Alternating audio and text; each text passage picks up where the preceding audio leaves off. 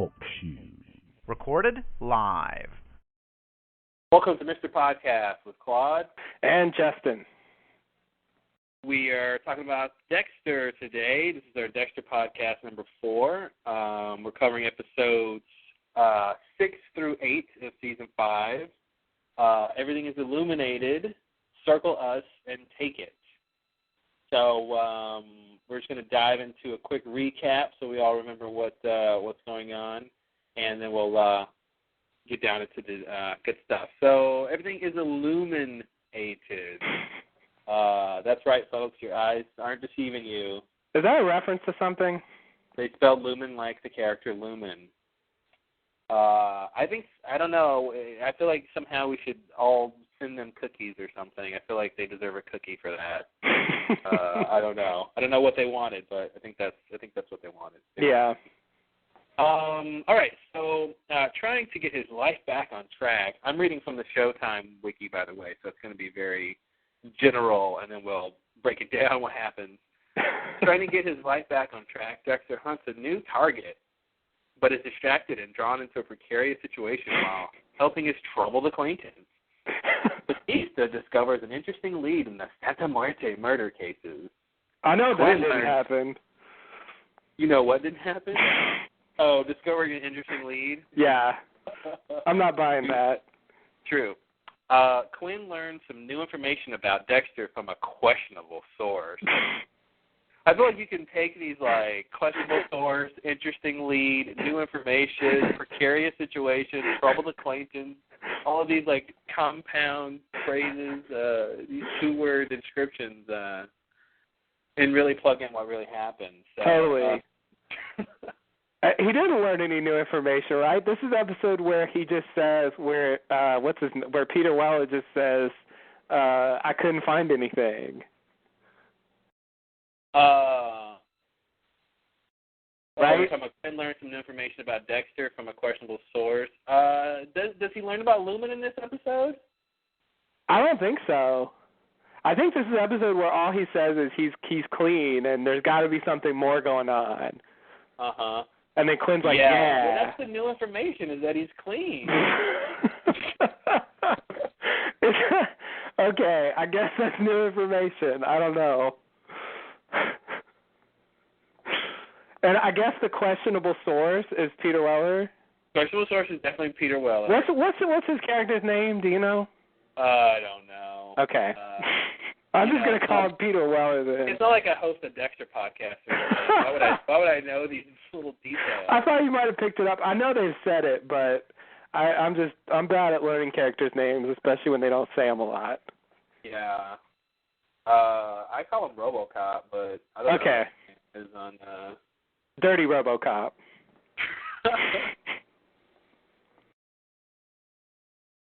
All right. What else happens in this episode? So this is okay. So were you going to do the other two episodes, or are we just going to talk about this one? No, I'm just trying to see what else we missed from the storyline of this one. Oh, you want to flesh out this storyline?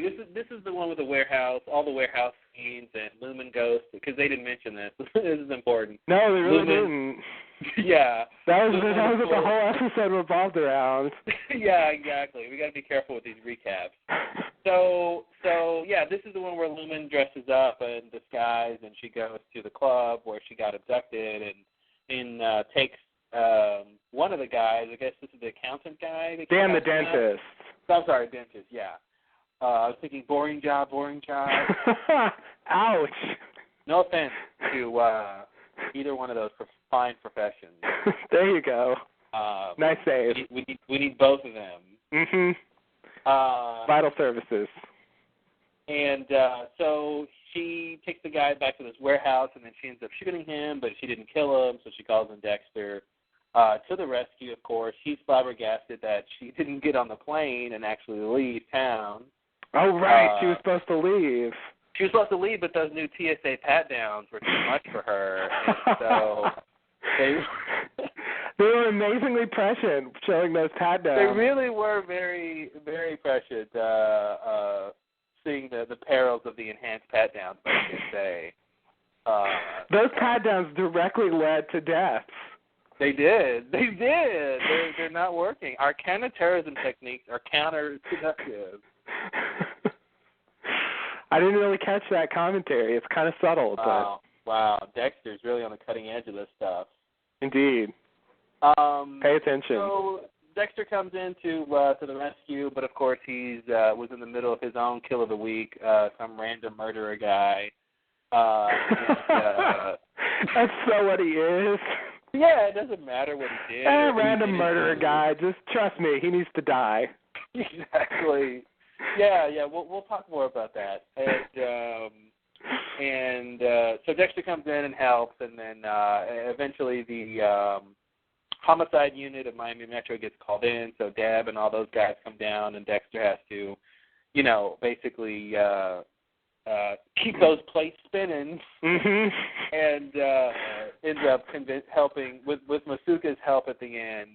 Great help from Masuka, convincing the team that the guy that Lumen shot and the half wrapped in plastic murderer guy that Dexter kidnapped, abducted, were part of the same crime there. So right. They kind of wiped their hands of that, because the next episode they don't talk about it at all. No, Masuka's theory won the day, I think. I got to tell you, Masuka's theory. First of all, I really hope they don't solve a lot of cases with the forensics technician telling them how it all went down, and they believe it. Because there were so many disparate things in that scene, it made no sense why the guy wrapped in plastic had the gun and shot the guy who was handcuffed to the pipe, and he bled out, and they're going to see the blood trail from somewhere else, and it's all kind of crazy. It's just insane, and but somehow Masuka put it together like that. Right. He knew exactly what happened. Yeah, he's seen this too many times before. Too many times. Yeah, I kind of feel like, when they showed him giving his explanation, we actually don't get to hear most of it. No, exactly, right. So then they don't actually have to tell us what his theory is, because it can't be like it can't work. It can't work. They're not gonna find any automobiles for these two men coming to that place. They're not gonna understand how they got there. Like, there's so many weird. If any detective worth their badge came in and looked at this, it would be pretty clear that it wasn't a cut and dry whatever Masuka mimed while Dexter gave his voiceover. Right. But, it was the kind of situation where they just had to do that, I guess, because it was so ridiculous. I mean, what else are they going to do? They wanted to write themselves out of the hole they were in. Mm-hmm. And it's a total cop-out. They didn't want to have this be a significant issue. There's too much other stuff going on. Yeah. So that's everything is Illumenated. The next episode, 07, was Circle Us, and the description is, by aiding Lumen, Dexter puts himself in a collision course with Deborah and the Homicide Division. And things get worse when he's brought in to work a horrific crime scene. He's never done that before. And Deborah's investigation into the Santa Muerte killings leads her into a deadly confrontation with the killer. Actually, it was a deadly conversation. It was both. Yeah, with the killers. All right, so what else happened in this episode? So what really happened in the episode? Exactly. So the big thing that happens in this episode, of course, is we get to see the security guy Cole, who's the guy with the suit and tie who folds his suit that Lumen mentioned was one of her abductors and abusers. He goes to the swamp where Boyd had dumped the canisters, the barrels full of women, and then he ends up in a car accident, and so Miami Metro gets called into that crime scene, which puts Dexter in the middle of his pits Dexter against his Homicide Division, where Dexter wants to, of course, get Cole for Lumen, which means he has to put the Homicide Division on Boyd's trail, basically. Right. And what's great about it is Boyd did kill those people. True. So sometimes, I guess I should say every other time, pretty much, when Dexter does something like that, where he has to like plant evidence, like usually it's kind of like, not really. But this time it was like, yeah, he really did it. He's actually, sending them to the actual people who killed the women. So. That's true. He's throwing them off people who are involved and who are still alive. Yeah, but and actually putting him to the person who actually did it, which is kind of weird for Dexter. It is. It is. I guess it's better. It's better than just framing some random guy. Mm-hmm. But it is the same thing he did last season, basically. Yeah. What else is going on this episode? So then of course we have the homicide division heating up with the Santa Muerte case, and so the horrific crime scene is the truck with the barrels.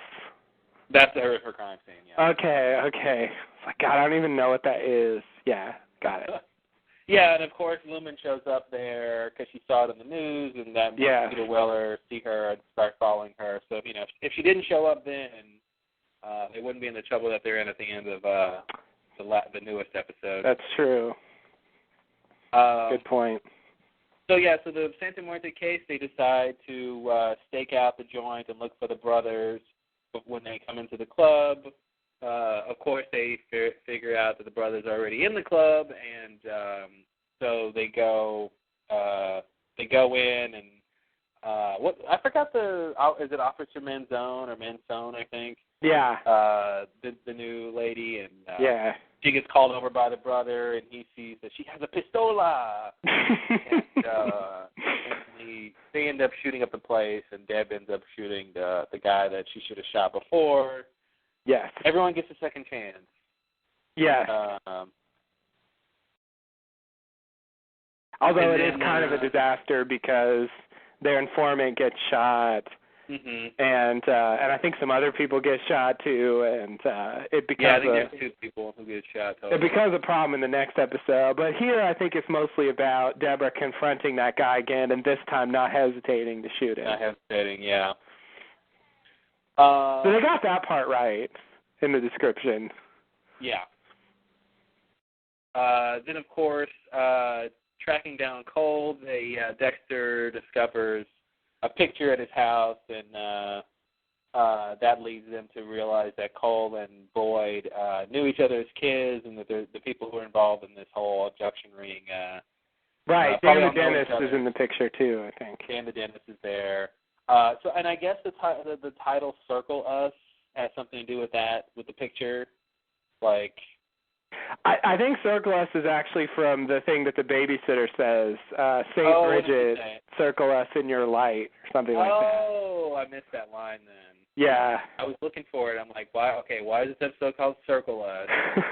And I missed that line. And I thought, maybe they mean in the picture. You know how you identify something in a picture, you circle it? I thought. Oh, good point, yeah. Yeah. Good theory, I like that. Like, circle, here's the picture, so you can circle us here in this picture. Mm-hmm.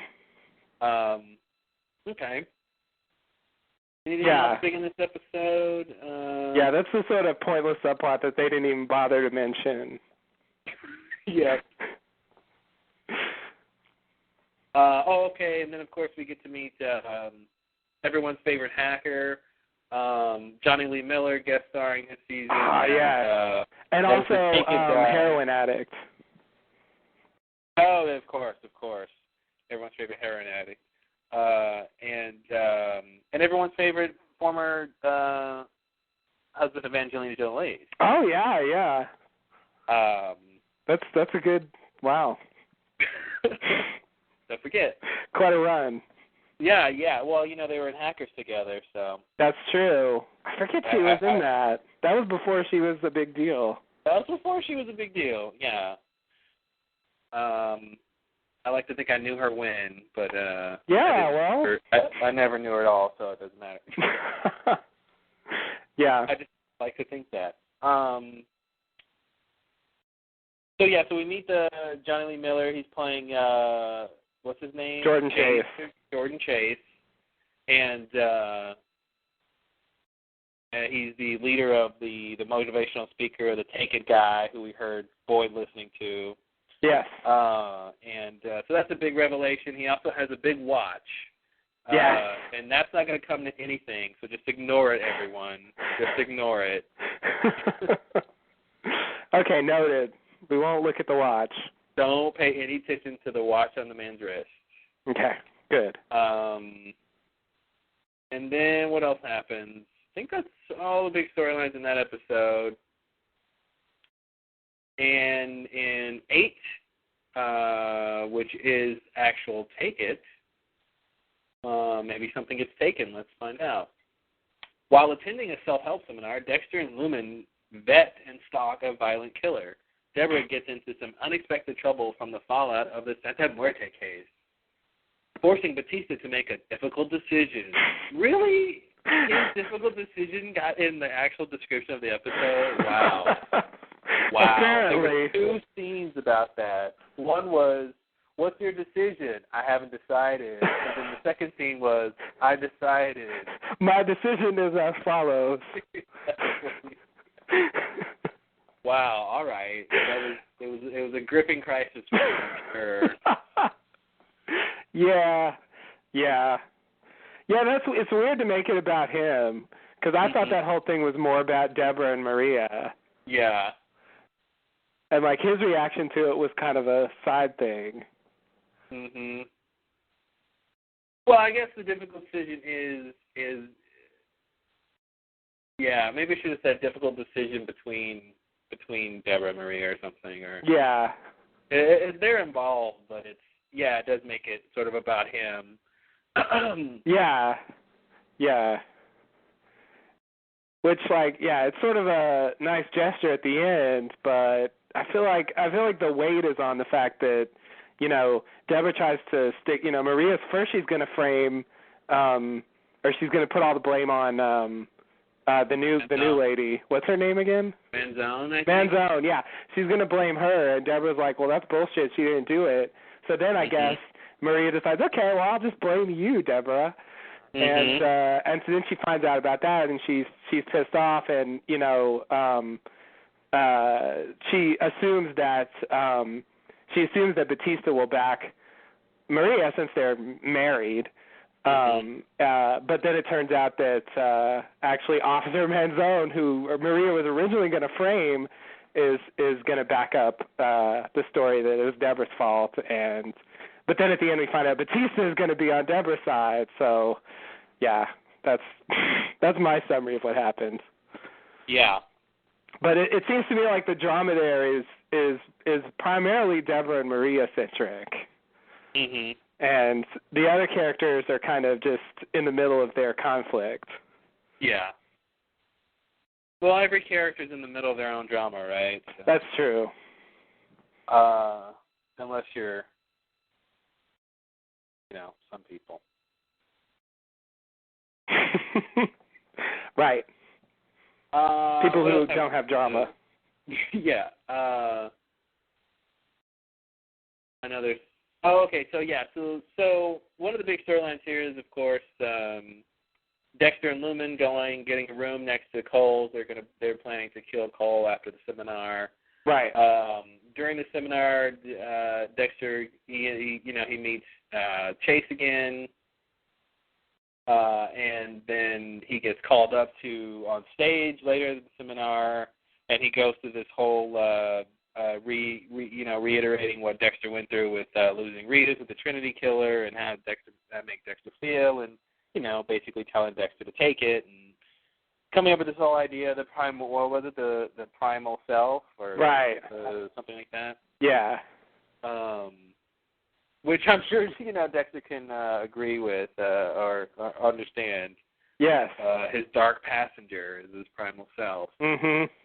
So that's a big question I think I have really about what's going on with Chase is what's his deal with Dexter? Why is he so invested in Dexter? And why does he know so much about Dexter? Yeah, that's a good question. It is. I didn't quite know how to take the scene where he calls Dexter to his hotel room, and they have their little discussion, and you find out that he actually knows a lot about Dexter and what happened to him. And I don't know if I missed it, but I never got any indication before that episode that he was even aware of Dexter. Well, okay, here's how it went. Chase shows up at Miami Metro. Right. Dexter meets him and takes a picture. They shake hands. They do meet. Okay, that's right. Yeah. That's right. And then the next time they meet is here when Dexter is at the seminar, and he's told that Chase spotted him in the audience and wants to talk to him in his room. Okay. But there is a sense, so he knows about Rita. He knows much more than we saw him. So he knows, just meeting Dexter isn't impetus enough for him to go research Dexter. He does say that he followed the Trinity case. Yeah. So if that's true, then he got Dexter's name from just following the case and seeing what happened, and then he may have been interested, when he found out who Dexter was when he met him at Miami Metro, that might have piqued his interest further or something. Right. That he's, working at the place that might bring him down or something like that. Right.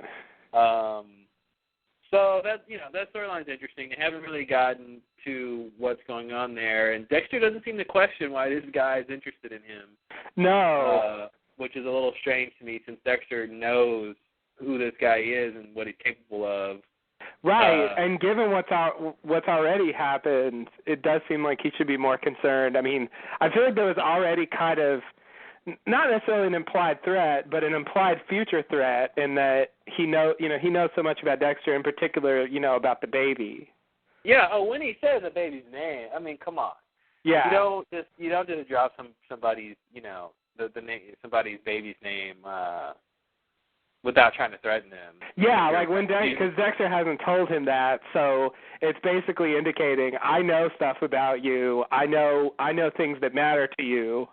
Mm-hmm. And I can get to them if I need to. Yeah, I mean, how creepy is say hello to your son Harrison and tell him I hope he finds his binky. That's really creepy if you heard somebody say that. Like, how do you know he lost his binky? It is, exactly. Yeah, it's really scary. Who told you about that? Yeah, so but I wasn't sure if it really was a threat yet, if he actually thought that Dexter was onto him yeah, go ahead. Well, yeah.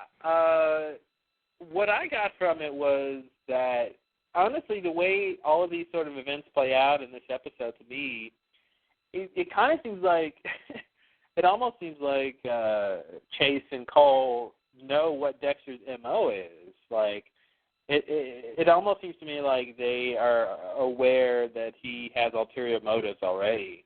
And because if you notice how things play out, like when Dexter's about to go kill Cole, because he sees Cole's about to go do his security run, right? Like that's when he gets called up on stage. Yeah, and it's like, oh, that's weird that he's calling him right now when he knows Cole is probably going to go do his runs too. So right. It came off like he's sort of playing defense. They're playing defense in a way. Yeah, and trying to keep Dexter off his game or something. But that implies they know what he's up to. Right.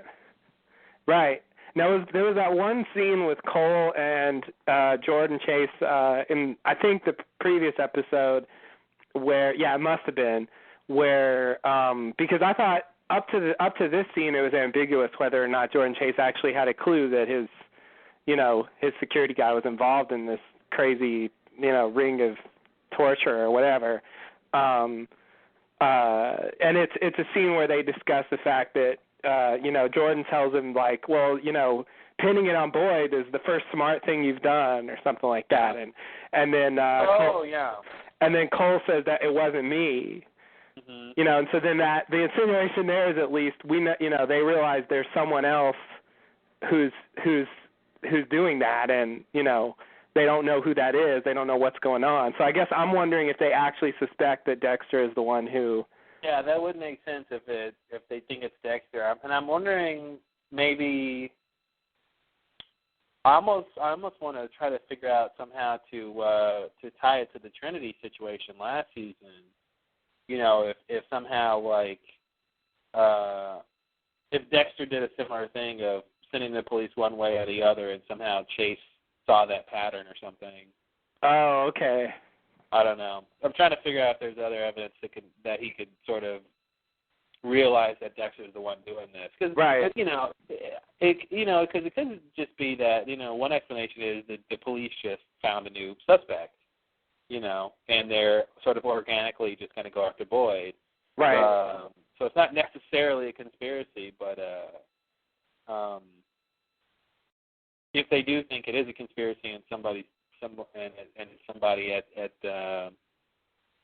it would probably be somebody there at Miami Metro, so maybe they were like, who could it be? Dexter's involved with Trinity. I think they need some other piece to make that logical, but they do. But there was a scene where Dexter breaks into Boyd's house, and ends up getting attacked by someone. You mean he breaks into Cole's house and he gets attacked by Cole? Oh, he breaks into Cole's house. Yeah. Whoops. I got my break-ins confused. I guess, okay, why does he break into Cole's house? Well, he's trying to kill Cole. Oh. And I think he, because remember they're waiting outside, him and Lumen are waiting outside. Right. And, yeah, I think they're going to kill Cole that night, if I'm not mistaken, and he's waiting for the neighbor to go to sleep. The light goes off. He goes in, and then Cole attacks him. Okay. But then as Lumen comes in and saves him, and they leave. Okay. So wait, were they looking for evidence, or was? Yeah, I thought they were doing something there besides trying to kill him, but. Yeah, I don't know if they were trying to kill him just yet. Yeah. Yeah, they might have just been looking for evidence, but now I don't really remember. So I was wondering if Cole actually recognized, like, if he actually was able to get a look at Dexter during that encounter. It was dark, so I'm going to say no. Yeah. But, I wouldn't, there's other ways you could leave evidence, I guess. If he saw Dexter pull up in his car. Right. Or something like that, he could get the license plate, or I don't know. Yes, that's true. I mean, now that he's dead, I feel like we won't ever find out, but... It doesn't matter. And it doesn't matter. What else happened this episode? They had a little thing about Lumen's ex-fiancé coming into the picture and trying to take her off to the trip around the world, and she obviously says no. Right. She's got people to kill. Yeah. So many trips around the world are ended that way. Just, can't go. I got people to kill. Yeah. I mean, there's like 4 more episodes left. I'm really not leaving right now. Exactly. She's like, they want me to be in these episodes all season, dude. Like, I can't just leave right now. Yeah, and I really don't think me going on a world tour with you is going to be really good for the show. No. Not for the budget, at least. Yeah, exactly. Because that's how they make decisions on the show. They leave it up to the characters to decide what's going to happen. And Lumen was like, "No, I don't think I should go around the world." So. Yeah. Of course, another big thing is Lumen gets in a little fender bender with Peter Weller, and he sets up so he can get some information on her, and then Lumen, of course, Lumen and Dexter end up killing Cole because Cole, ends up seeing Lumen at the seminar and follows her back to the room. Dexter kills him, and then she realizes that Dexter's done this before, and blah, blah, blah. He's opening up a new person to his, carousel of passengers in the ride with the dark passengers. Indeed. We've been down this road before. We have, and you know what? I want to tell Lumen it never ends well for whoever gets close to Dexter. Yeah. They always end up dead. Yeah. Does Dexter realize that yet? Seemingly not. I feel like the death of his wife should have made him reflect on how many people around him have died because of his dark passenger. I agree. It didn't seem to make him reflect, that's weird that every single important person who was like, ooh, this is my new best friend, they end up dead. Yeah. Yeah, it's almost like if Lumen just asked him, like, have you ever told anyone about this before? Mm-hmm. You know, what happened to them? Oh, they're all dead. Yeah, she would not want to hear that. Yeah, it doesn't sound good. I mean, in the past it's always been because they take on a life of their own, basically, and go off and start doing things that Dexter's not okay with. Mm-hmm. And he can't really control them, so he ends up having to kill them. I don't quite see that happening with Lumen. I don't really know what they're going to do with her. I can imagine her dying in circumstances. I don't quite see Dexter killing her unless she goes through some big change. Yeah, I don't know. I mean, I guess I think they're going to end up killing all the guys, and she'll get her piece. She might end up dying, in some weird altercation at the very end. Like the bad guy dies, but she gets wounded. But she's alive long enough to feel peace. But I can also see her just leaving. Me too. That's what I imagine. Maybe this would be the one that got away. Yeah. Yeah. Considering well, I don't know if that's true, but yeah, I'm thinking she doesn't necessarily need to kill anymore once she's gotten her revenge. Mm-hmm. But she could. She could do it, where she just has to find other people who do things like this, and I can't live knowing that other women are being abused like this. Yeah. And she goes out to find more of them. Yeah.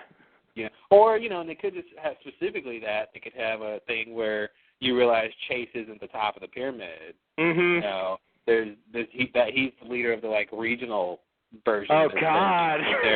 But there's other people out there, and Dexter's not going to go, but Lumen might decide that she's got to go track down some lead on the bigger boss or something. Yeah.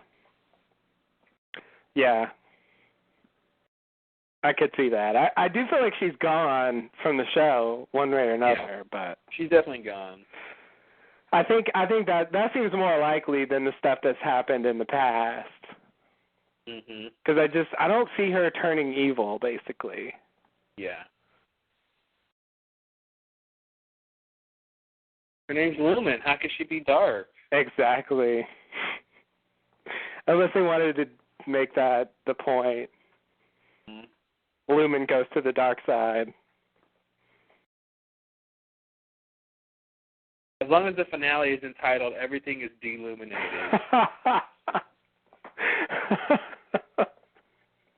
I hope not. That would be really awful.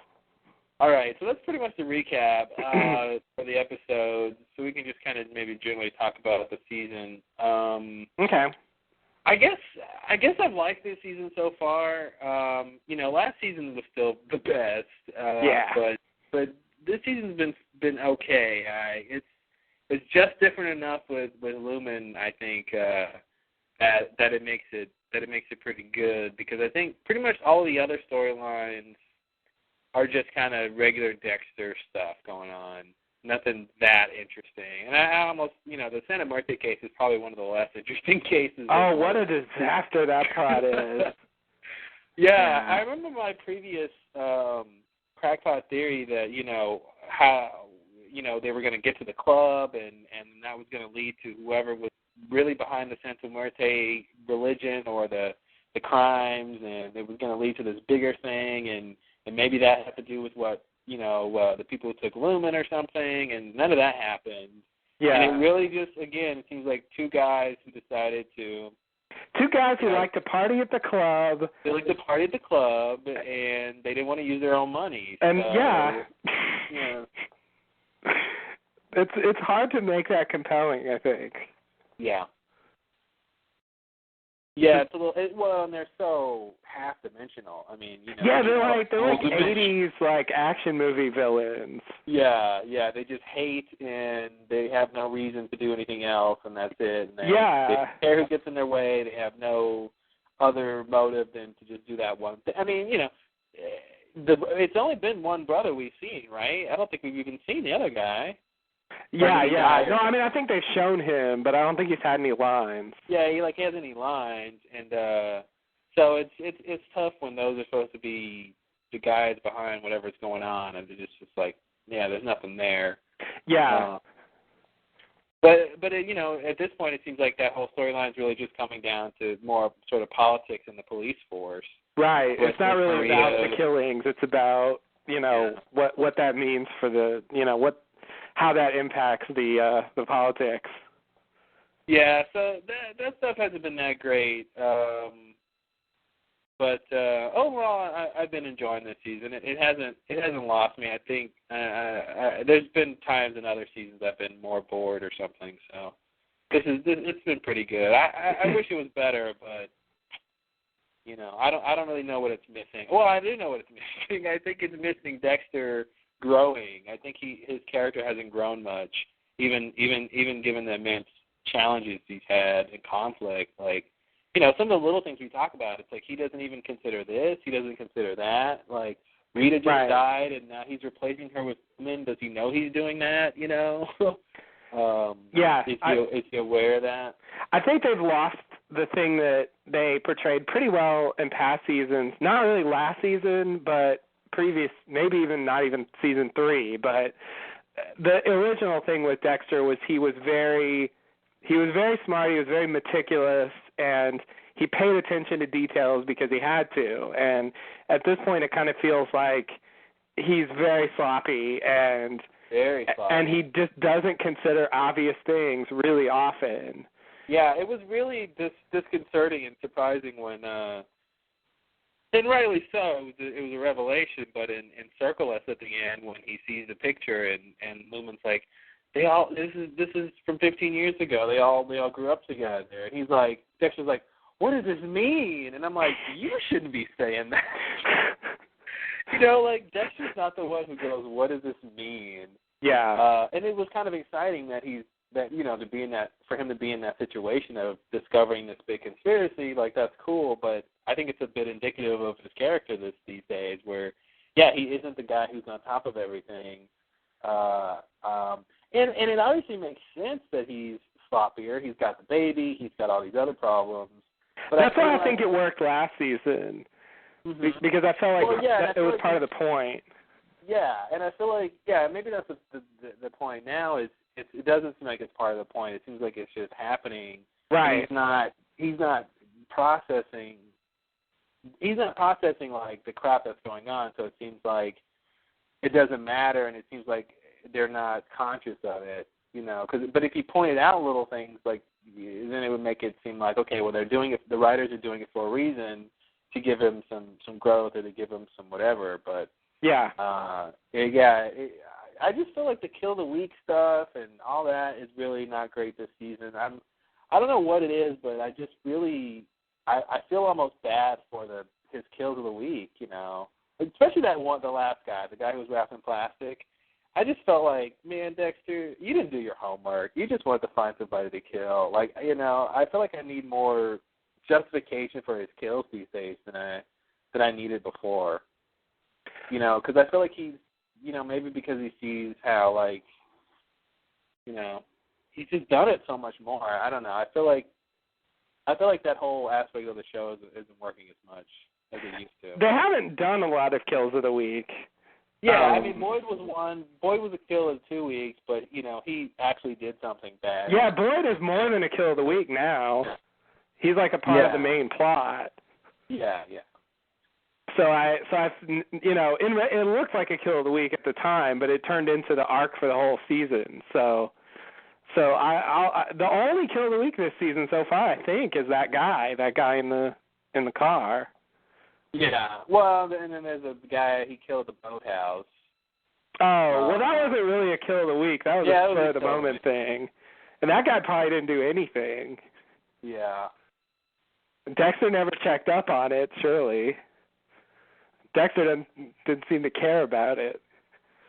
Yeah, exactly. Yeah, I mean, and where's Harry been the last couple episodes? Yeah, it's a good question. I'm wondering if that actor was off doing something, and that's why he's not showing up, because it's weird not to have him at all. Mm-hmm. After he's like, this is the most human thing I've ever seen you do. Mm-hmm. Like, where is his? That's the thing I'm missing is Dexter's continued growth and progression towards being more human. Like, Right. I don't really see that happening anymore. Yeah, I don't either. I do think, yeah, I wouldn't, I do, what do I want to say? Your words. I like where the season's going, like, now more than I did when we did the last podcast.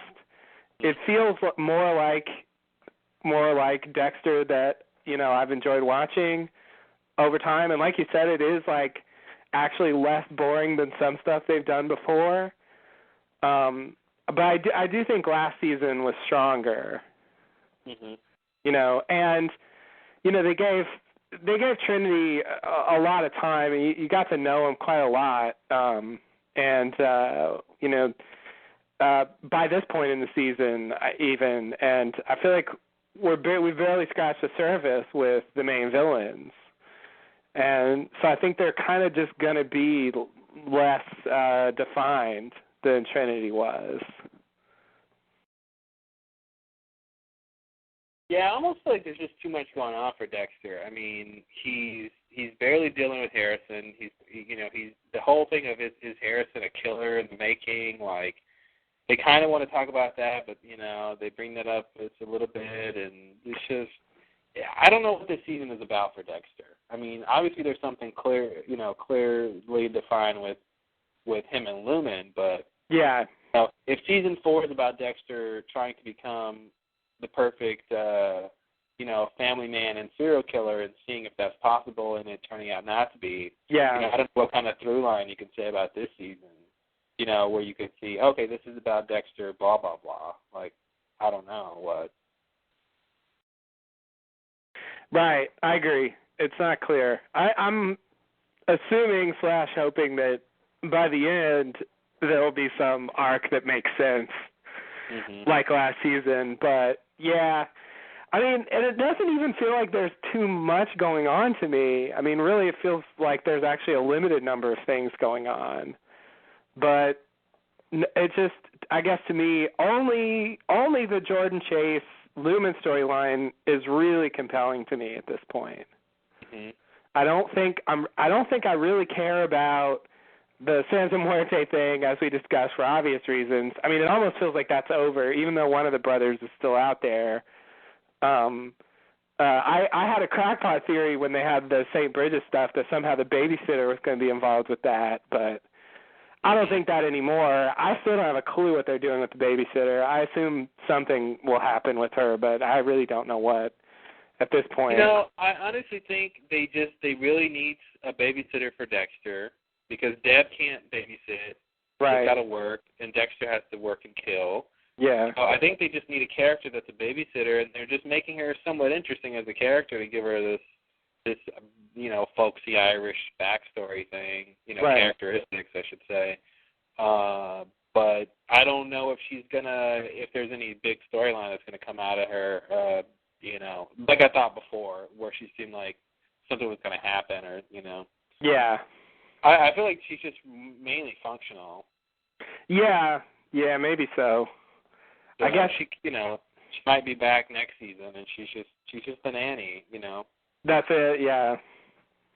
I mean, that can work. I mean, they'll take their opportunities to do character drama and conflict with them, obviously. Yeah. They did a little bit that with the little St. Bridget thing, but I don't really see a big plot thing happening where she ends up doing something crazy, or he ends up finding a new nanny or anything. I think she just might be around for a little while, because they need her. They need somebody. Yeah. I guess I could see her maybe getting killed. If the Jordan Chase crew tries to get at Dexter, and she's with the baby at the time or something. I could see that happening. Yeah, but then they just have to get a new nanny, and they already went through that. I wouldn't put my money on that one. Yeah. That's true. You have to have more interview scenes. Oh God, yeah. Yeah. Yeah. I think they're keeping her. The very well-worn interview montage. Mm-hmm. Yeah. I guess so. I am curious, and curious is as far as I want to go about the the background.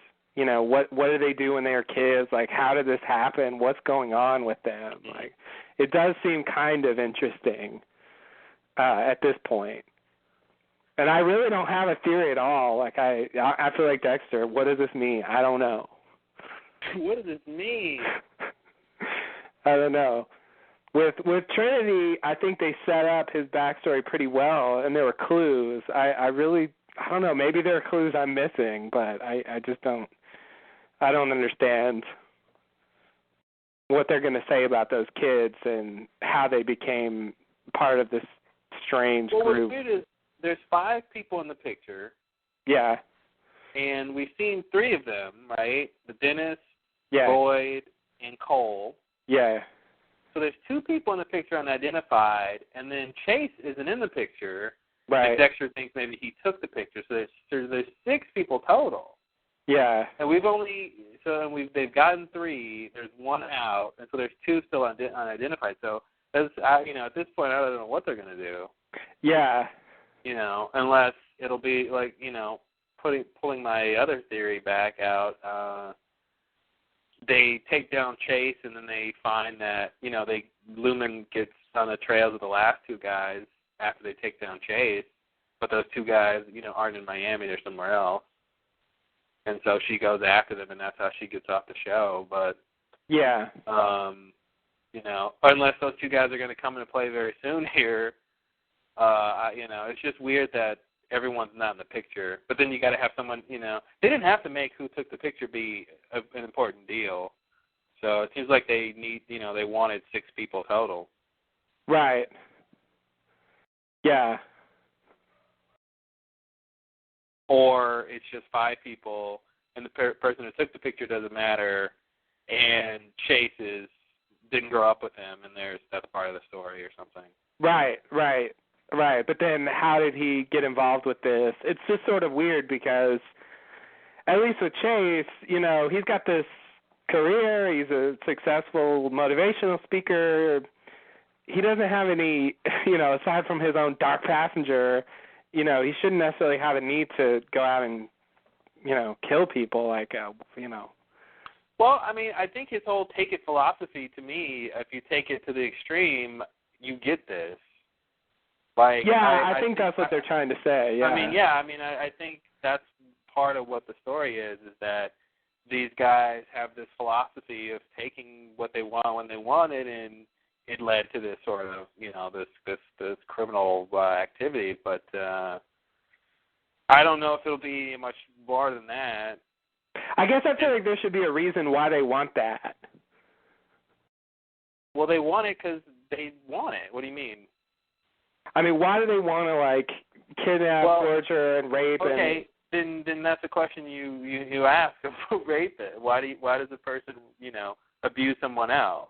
Well, yeah. So in real life, it's weird, but I feel like on Dexter, they usually give a reason.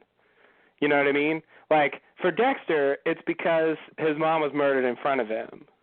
Yeah, and I think for Trinity, it was because he saw his sister die and then he killed his father. And you know what I mean? Like usually they give backstories that somehow explain why they want to do that stuff.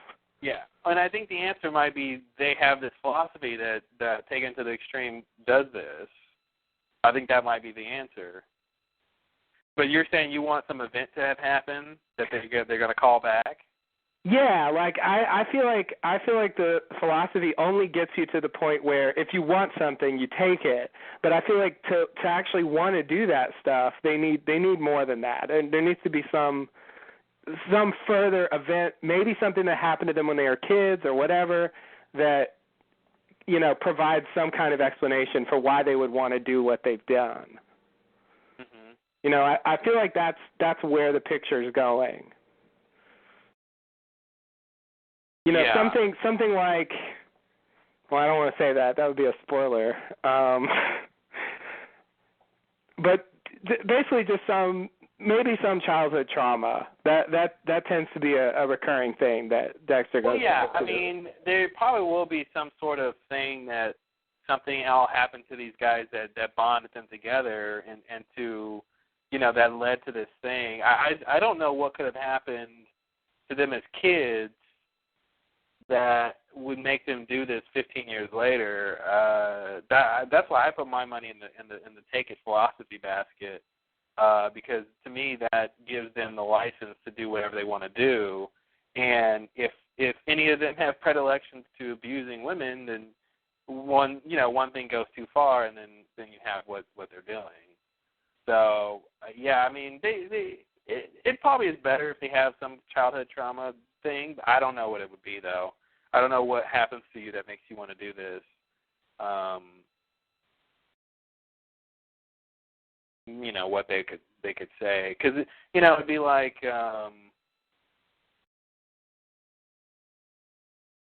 Well, like Dexter's saying that, you know, Dexter does this because he saw his mom killed in front of him. I mean, it probably won't be anything straightforward anyway. So. Yeah.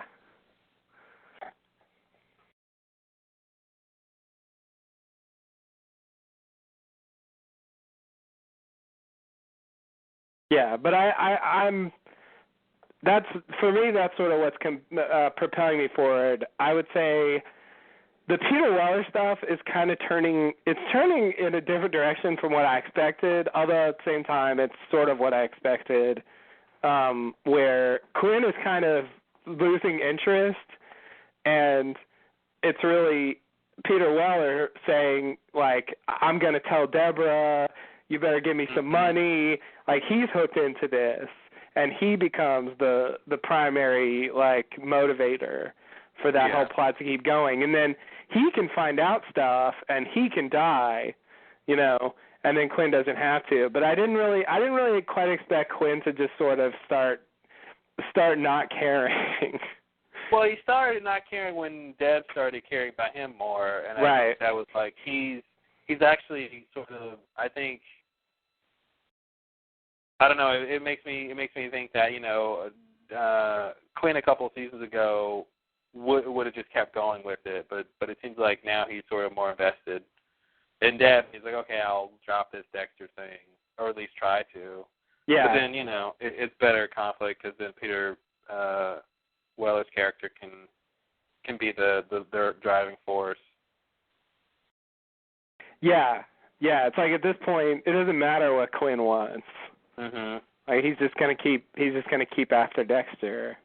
It's weird because like he puts this sort of guilt trip, like Dexter's dirty, you know, you have to do it as a cop. Like it's just like it's like he has this weird code that he's trying to guilt trip him with. Robocode. Yeah, robocode. Well, yeah, he's as a cop, he's trying to tell him you need to be a cop and do your job. Yeah. Right. But like, you know, Peter Weller himself is a corrupt cop, so he himself violates the code of being a cop. According to who? The police? Yeah. Shouldn't that matter? I mean, I don't know. You know, if it's true, it should matter. I don't know if it's true. Just because the police say it doesn't mean it's true. I don't know. I mean, what was the whole thing? He was caught on the take. They didn't really explain what happened. No, they didn't really explain. It's all vague. They kind of just steamrolled over to make a rift between LaGuerta and him and all that stuff. And so I don't know what he did or didn't do. But yeah, he's obviously not a stand-up guy, you know, just by his methods that we've seen. So yeah, Maria busted him doing something. She busted him doing something, yeah. Which is undefined, but that bitch put cuffs on me. He's good though, man. He's good at that character. He's very scary. he's got a lot of energy. He does. Yeah. Yeah. No, I like it a lot. He's a weird character because he's really on the fringes. Like he's really not involved with anything except that one plot. There's a lot of guest stars this season. That's true. That's true. It kind of feels like season 3 of True Blood, where they just threw in like a lot of extra characters. Yeah. To try to like compensate for the fact that they didn't have one big major villain, like Trinity last season. Well, and because they did lose some characters. Rita's gone, the kids are gone. Yeah. They did lose some characters. That's true. And then they have a lot of the characters like paired up now, so they don't even have independent plots. It's weird because it feels like there's a lot going on. It feels like there's not much going on. It feels like they don't get anything accomplished, but there aren't that many storylines. Yeah, I feel like there's a lot of pieces to the stories, but I feel like the storylines themselves aren't streamlined. So I feel like don't have scenes where Dexter is freaking out about Harrison being a killer and what his first words are, unless you're really going to follow that with how he feels about trying to be a killer and a dad and sort of the other repercussions of Rita dying. And I feel like if they kind of were focused on one thing, then it would matter more. But there's the little bitty things they keep bringing up and not really following through with. So it feels like a lot's happening, but they're only fragments of storylines. So yeah, with no real conclusion. So it feels like nothing's happening. Yet there's all these plates spinning, sort of to speak. But yes, that's true. That's true. I mean. Yeah, I kind of feel like that whole thing with Harrison being a serial killer just can't really go anywhere in the near future. I mean, Dexter can sit there and worry about it, but where's that going to get you? Well, until Harrison's next words are dark passenger, I think he's fine. Exactly. Okay, so he starts talking about dark passengers and Mary's Code. Yeah. It does feel like there's sort of adrift, like the show sort of lost its way. Mhm. And it's not bad enough that and what's weird is all he has to do is to say is to really anchor that into Dexter and make him conscious of the aimlessness or something. Yeah. And then to tie it back to Rita's death or tie it back to something. Yeah. And it's like, Presto Changeo, you have direction. I don't know. Right. It seems easy in a way to just do that, to just be like, okay, Dexter's sloppy because what? Because he's not thinking straight. He doesn't know what to do anymore. Like, why is he being sloppy? Like, give us a reason for it. Don't just be, okay, he's sloppy and that's it. Right. And it doesn't even seem like they've made it a point that he's sloppy. Yeah, exactly. It's just like this half point. Like, it takes the audience to see that he's sloppy, but it doesn't seem like Dexter himself or it doesn't seem like the show recognizes that he's being sloppy. Like, when Dexter, that last episode, everything is illuminated, when, at the end, when, the two, he takes the guy wrapped in plastic and throws him in the warehouse with the guy Lumen shot, the den. Mm-hmm. I mean, that was as close to Dexter being caught, I think, as we've seen, on the show. I mean, he was inches away from Deb and the other detectives seeing this guy being chased by Dexter. Yeah. And yet, after that, he has no thoughts to himself or reflections about what he should do differently in the future, or the fact he had a huge close call, or how would he explain this. So I think that's the thing for me that's missing is you see him screwing up, but you don't see him realizing he's screwing up. So it just seems like it's crappy writing or something not that interesting with his character. But if they made a point of it, and if he said, if in the next episode he told Lumen, you're going to get me caught, blah, blah, blah. You know, make some conflict with her or something. I don't know. But just, you know, he should be saying, you know, my code and my plan and my whatever, my MO isn't working the way it used to. What's wrong? You know. Yeah. But he doesn't care. He doesn't seem to care or notice. Yeah. Right. And that's another thing that I don't know if it really would have helped at all, but that kind of bothered me about the Santa Muerte case, and that Dexter didn't really seem interested in it at all. Oh, he didn't care. He didn't have anything to say about it in the voiceover. The couple of times where he was involved in the investigation, he barely participated. He just sort of showed up, threw him a tiny bit, and then just like left to do his own thing. You know, but he showed no interest in it whatsoever. He didn't have comments to make about it. I want to say it would make it more interesting if he cared, but it's hard for me to care when the main character doesn't care. Mm-hmm. You know, like it would have to be really independently interesting, and it's not. And Dexter has no insights about it, so it's just like it's just kind of floating out there without anything to draw me in. You know, and I think that the stuff Dexter has to say about killers a lot of times can, you know, make them more interesting. Well, yeah, and he wasn't, you know, he didn't obviously admire anything about the killers. He wasn't like, right, Eddie, that's interesting, or yeah, or you know, finding again, like you said before about his attention to detail. You know, seeing little details and catching things. You know, it's not about him in that case, but that definitely has a drawback because it's less interesting because he's not involved in it. Right. Like, I think the ice truck killer case would be a lot less interesting if you took out all the stuff Dexter said about it. Mm-hmm. You know? Oh, yeah. Like, I think his comments about it made it seem more interesting because he was noticing things that the police weren't and not necessarily telling them either. Yeah. You know, and that's the weird game. I mean, he's been playing that, I guess, since season 1. Like, you know, working for the police, but at the same time working against them. And I guess there's a line in one of these episodes where he actually says he's doing that. You know, he hasn't done that very often. But that's actually been a running thing for the whole series. Yeah, he does it all the time.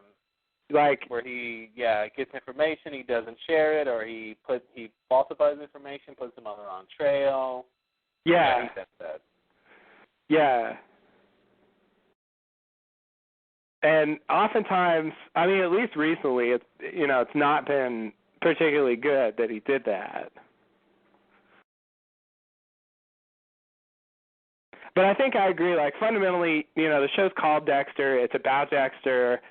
And to make the show good, they need Dexter to be compelling as a character and to have some kind of sense of a path he's on and something, you know, some series of circumstances that he's going through that's somehow going to lead him somewhere. And I feel like with this season, at the beginning, it felt like that was going to happen, but as the season's gone on, it feels more and more like he's just kind of reacting to whatever happened. Yeah, you know, that's a good point you said about the sort of like the path he thinks he's on at least. Because I remember in season 4, like he would be questioning, is Trinity, you know, my vision of the future? Is this the way I should be living my life? Right. You know, he had some idea of what he was going to get out of what he was doing. Exactly. Of course, he wasn't going to get it. But now with Lumen, it's just about him fulfilling his promise to her, and that's it. It's not about, can I share my dark passenger and be okay? You know, it's not even about that, which is sort of fundamental to Dexter. I mean, it is about that a little bit. He's bringing, you know, her into his life, but he's not questioning the outcome of how that's going to help him on his long-term journey. And I think, especially, like you said, especially on this show, like, hearing Dexter's internal monologue about his growth is important, and I don't think we really got that this season. Yeah. I think even though coming after Rita too. I mean, he shouldn't be doing anything but thinking, right? I mean, if she mattered at all, I just feel like, you know, and obviously they're not going to do this on the show, but in the real world, like, he should just be seriously rehashing everything that happened over and over and over again until he has some catharsis and some realization about how he should change his actions, and he hasn't done that in the least. Right. I think the first couple episodes conveyed the shock and kind of, bewildered state that he goes into initially. I felt like that was a good start. Yeah, but there's no second part of that. Yeah, they never got to step 2. Yeah, and it just became, step 2 was he needs to kill, that leads him to Boyd. Yeah. And then that leads him to Lumen, and then he gets wrapped up in that. It's like, well, what happened to, Rita? Right. And, he needs to kill. I mean, that's not a good step, too, because then they're all log. He's needed to kill for the whole show. I honestly feel like that's where the season should have been different, and he should have gone, I need to kill, but wait a minute, that's what led me to all this. All the misery in my life has come from this. What if I don't kill? What if I don't do this? And even if he obviously can't abstain forever, something different, I think was warranted after Rita's death. Some decision on his part to try to do something different, even if it doesn't work. Right. Yeah, I agree. Because he should be worried about Harrison now. He should be worried he's tracking Cole and Boyd and all these people, and he should be worried about the people coming to kill his family or anything like that. And that doesn't seem to be that much of a concern. Yeah. Yeah, exactly. Exactly. When he screws up, he should be like, I can't make a mistake like this. It could lead them back to Harrison. Right. Just little things like that where, you're realizing that he's aware of his own sort of, where he's at, in his journey. Yeah. Yeah. Yeah. There's a large number of circumstances where it seems like he's missing the obvious lesson or observation that he should be learning or making about what's going on. And Dexter of the past seemed much more in tune with himself and much more, aware of what was going on around him and able to take something from it. Yeah. And I think it's frustrating to have him not be on that level anymore. It is. And to not even know he's not on that level is an extra level of frustration. Yeah. And I think him deciding to kill Cole in the hotel was kind of risky. Yeah. It seemed sort of okay until the point of that scene where he tells Cole, "Don't scream when I take this thing out of your mouth." And I'm thinking, wow, that's bad. Yeah, that's risky. The other thing was Cole fucking smashes through the door. Oh, totally. You know what? And they totally just, I don't think they're going to, I wonder what they're going to do with that. Because when he smashed that door, I'm like, okay, well, that's some evidence there. Yeah, that's not going to look good. That's not going to look good. And they didn't seem to fix it. They didn't seem to, and what's weird is the whole time that he's being killed, I'm pretty sure around that time is when Chase and the other security team start looking for Cole. Yes. What are they going to do? The first thing is go to his room. Absolutely. So they're going to see the door busted in and see plastic and the other side. So I don't know how they're going to fix that. I almost think they should have not had Cole jump through that thing like that. I know. He should have just sort of slid his way in sneakily or something. But, yeah. I bet they're going to pull a warehouse and just not even talk about it. Yep, warehouse and the guy in the bathroom too. Yeah, they'll have a scene with Cole's with the security team, and they're going to be like, "What's with this door? What where did Cole go? And why is this door busted down?" And then Masuka will show up, and we'll have some voiceover, and Masuka can pantomime what happened. Right. And they'll nod their heads, and then he'll go. Yeah, we won't hear any of it. We won't hear anything. It'll just be we'll see some grinding. We'll see some weird gestures. Yep. And a couple of strange reactions from the people, and then that'll be it. Yeah. And then Dexter will walk in and say, "I agree with Masuka's theory." Exactly.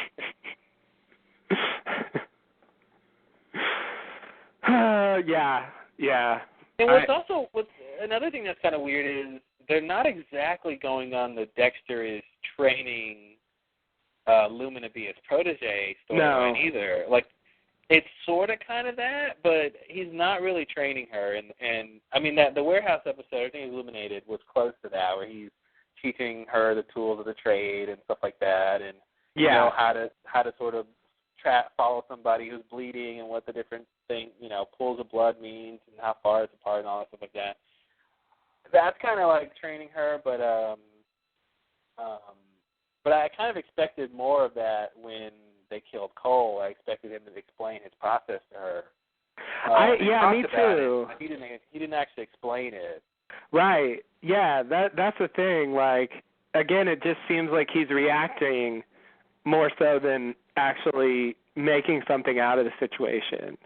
Yeah, and it seems, and he doesn't want. I mean, obviously, he doesn't want her to. He doesn't necessarily want to train a protege. Right. Maybe that's why they're not doing that. But also, I thought Lumen was going to kill Cole. Yeah. I thought Dexter was going to let her do it, and when he did it, I'm thinking, you are just so selfish. You're such a selfish killer. Yeah. And, I didn't think that, but I agree. Yeah, and I'm thinking, wow, okay, this really was for him. Like Lumen said, you'd be here anyway if I wasn't here. Yeah. So you get to see, like, okay. It's more like he reluctantly lets her tag along because she's got a personal stake and so on, but it's really his thing. Yeah. And he lets her buy the supplies and stuff, but again, it's not really. And in the warehouse, it was, because of the situation, he had to get out of it, and so there were certain things he had to tell her to do, but it doesn't feel like that's the point. And you're right, he doesn't actually want to train her, which I sort of buy, but that would at least be a direction. If they did that, and they just don't really have that. There isn't a direction to what they're doing. And maybe again, coming back to my theory of how the season will sort of end with Lumen, maybe that'll be the thing. Maybe she's sort of unofficially getting training now, and then she'll use that training to go off and catch the other two guys or something. Yeah. Maybe something like that. But it's nothing definitive, and that kind of doesn't make it that compelling. Yeah.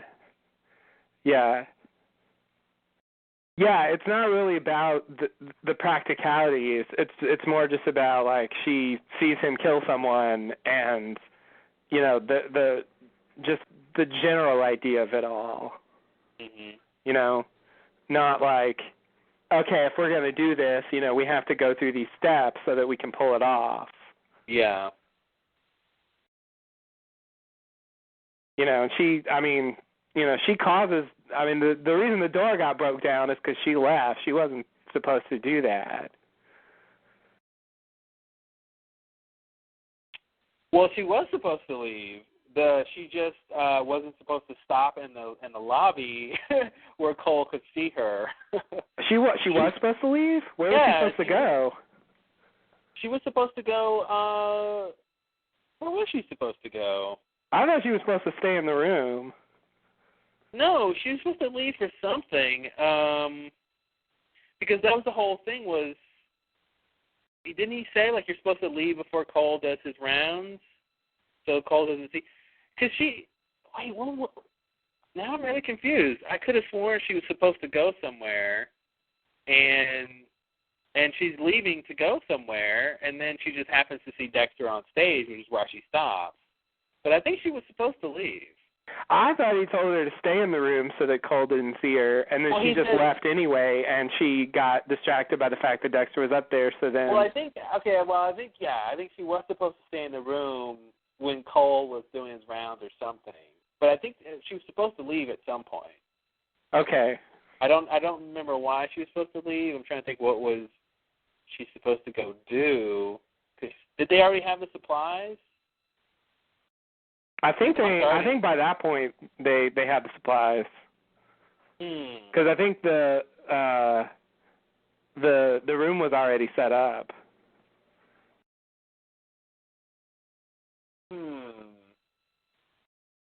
Because they tried to do it the first time, And then, he was having sex, so they didn't do it. Sex prevents so many murders. Indeed. All right, let me see if I can find it. Now I'm curious about what he told her to do.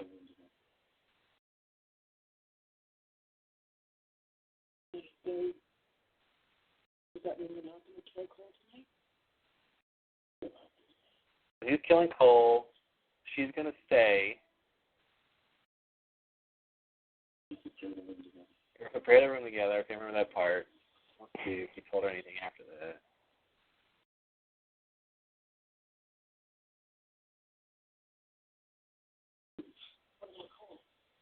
Oh, that's right. It was the next day. That's right, because that first night, yeah, they didn't come that first night, so it was the next day. See what he says here.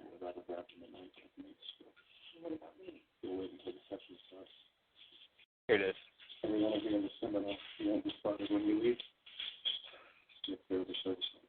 Yeah, see, so he says, wait till the session starts. No one will spot you when you leave. Steer clear of the service elevator.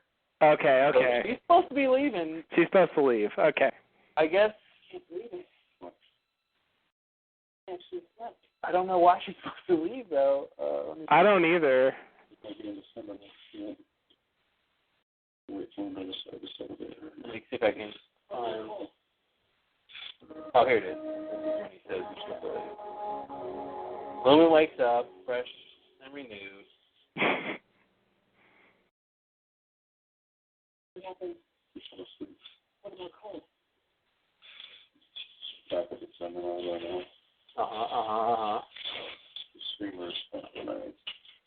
You're not going to kill him? I don't know why she leaves. She's just going to tell her to leave. Security rounds at every session. So, wait for him by the service elevator and 99 in there. I would have rather grabbed him at night to make this work. What about me? We heard all that. Yeah, I just remember she was supposed to leave, and I guess maybe it was the idea that she was going to stay there that night to kill Cole, but she didn't. I mean, because they didn't kill him, and so now she's going to leave. He's going to kill her, but this time she's not going to be there? That's the plan? Yeah, or she's supposed to leave and come back. I don't know. I don't see any line where they explain why she needs to leave, except for him saying, leave, telling her when to leave and how to not get caught. So. Right. Yeah, I don't see any reason why she would want to leave. Why wouldn't she say, I want to watch? Isn't she supposed to be there for the murder? I mean, isn't that the point? Well, I think the point really is, she needs to go downstairs and get caught by Cole. Right. So I kind of feel like if she stays in the room, that's not going to ever happen. So yeah. I don't, but that doesn't really explain why he tells her to stay necessarily. Yeah. Oh, no, I guess maybe that explains why he tells her to leave, but he could have told her to stay and she could leave on her own. I don't know. Maybe we're missing. Yeah, that's what I thought happened. I guess because it didn't make any sense to me that she was supposed to leave, but he does say that, so what are you going to do? Yeah.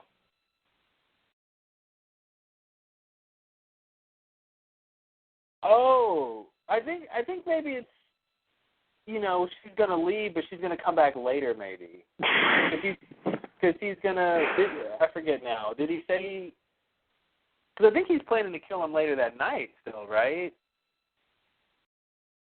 Oh, really? Okay. So she's just going to leave just so she didn't have to sit around all day? Yeah, she's just going to leave because she only came there to drop off the stuff. Because I don't think she was originally going to be there. Oh, she wasn't even supposed to be there. She came, yeah, and she showed up to drop off the stuff, I think. I mean, wasn't she there, right when they were going to kill him the first time? Yeah, but that's because she came to bring the supplies. And remember, he was upset that she was there because, she could have been spotted. Okay, so yeah, I don't think that's she true. was supposed to be there. And okay.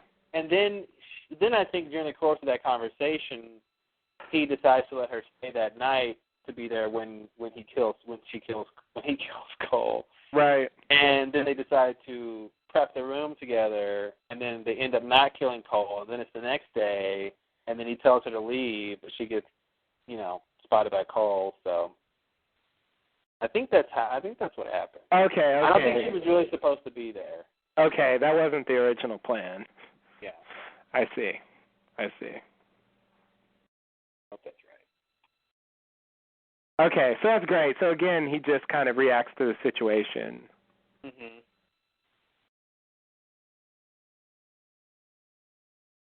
Yeah, Dexter really should have been. He didn't. I don't know. What do you think about the whole thing when he gets up on stage and Chase, tells all that personal stuff about him, and Dexter didn't seem to be fazed one bit by any aspect of that. Well, the first part, it was kind of interesting, and I kind of liked how they played it, but the fact that Dexter didn't react or get fazed, yeah, that's not good. Yeah, and I don't just mean an emotional reaction because of the Rita stuff. I just mean he's not wondering why this guy knows this much stuff. Yeah. Wondering why this guy is doing this to him here and now. It just seems like something should be happening in Dexter's head. And I would expect voiceover there to somehow comment what, his suspicions about whatever's happening. Yeah. Or at least ask the question, what's going on? Yeah. Why is he doing this? Maybe you're asking about the boys and how they decide to do this whole abduction ring. Maybe because the big thing here is the primal what is it? Primal instinct? What did Jordan Chase call it? The primal self? Primal self. And the whole thing is about being open to knowing what the primal self wants. I mean, I think everything he's saying here is really going to tie into the history of these boys, because he talks about, being something happening and you're being shattered, and then you got to be open to figuring out what the primal self wants when you're shattered, and then, that's your way forward or something. So I think that's going to pretty much explain maybe what happens with these boys. Something happens and they're shattered, and then they realize, what do they, maybe it's like a they kind of bond over being rejected by girls or something. I don't know. Okay. And then that leads them to sort of going too far with dominating women or something. Right. Because that's what the primal self wants. Primal self wants, whatever you tell it to want, I guess. I don't know. Right. Made up. Who cares?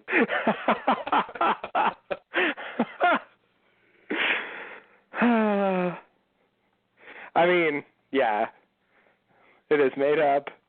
I guess if I were going to say what the primal self wants, I would say it wants to reproduce. Which is definitely not what they're doing. Well, yeah. I'm sure everyone's primal self wants different things depending on the circumstances.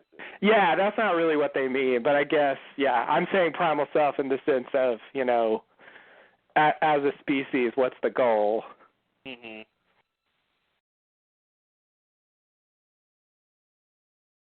So what do you think is going to happen with Lumen and Dex now that RoboCop has spotted them dumping luggage into the water? Yes, suspiciously heavy trash bags. Yeah, the trash bags, yeah. Yeah, well, I think, it's definitely going to lead. What I'm expecting for now is, he's going to report that to Quinn. Quinn might get re-suspicious or something. I feel like eventually Deborah is going to find out about Peter Weller. That's going to create a rift between her and Quinn, and that might motivate Quinn to care more about the Dexter thing. I can see something like that going down. Wow. That's pretty, I was just thinking back to, 4 or 5 years ago, wondering if you could have put that storyline together. And I think I think it just illustrated how much TV you've been watching.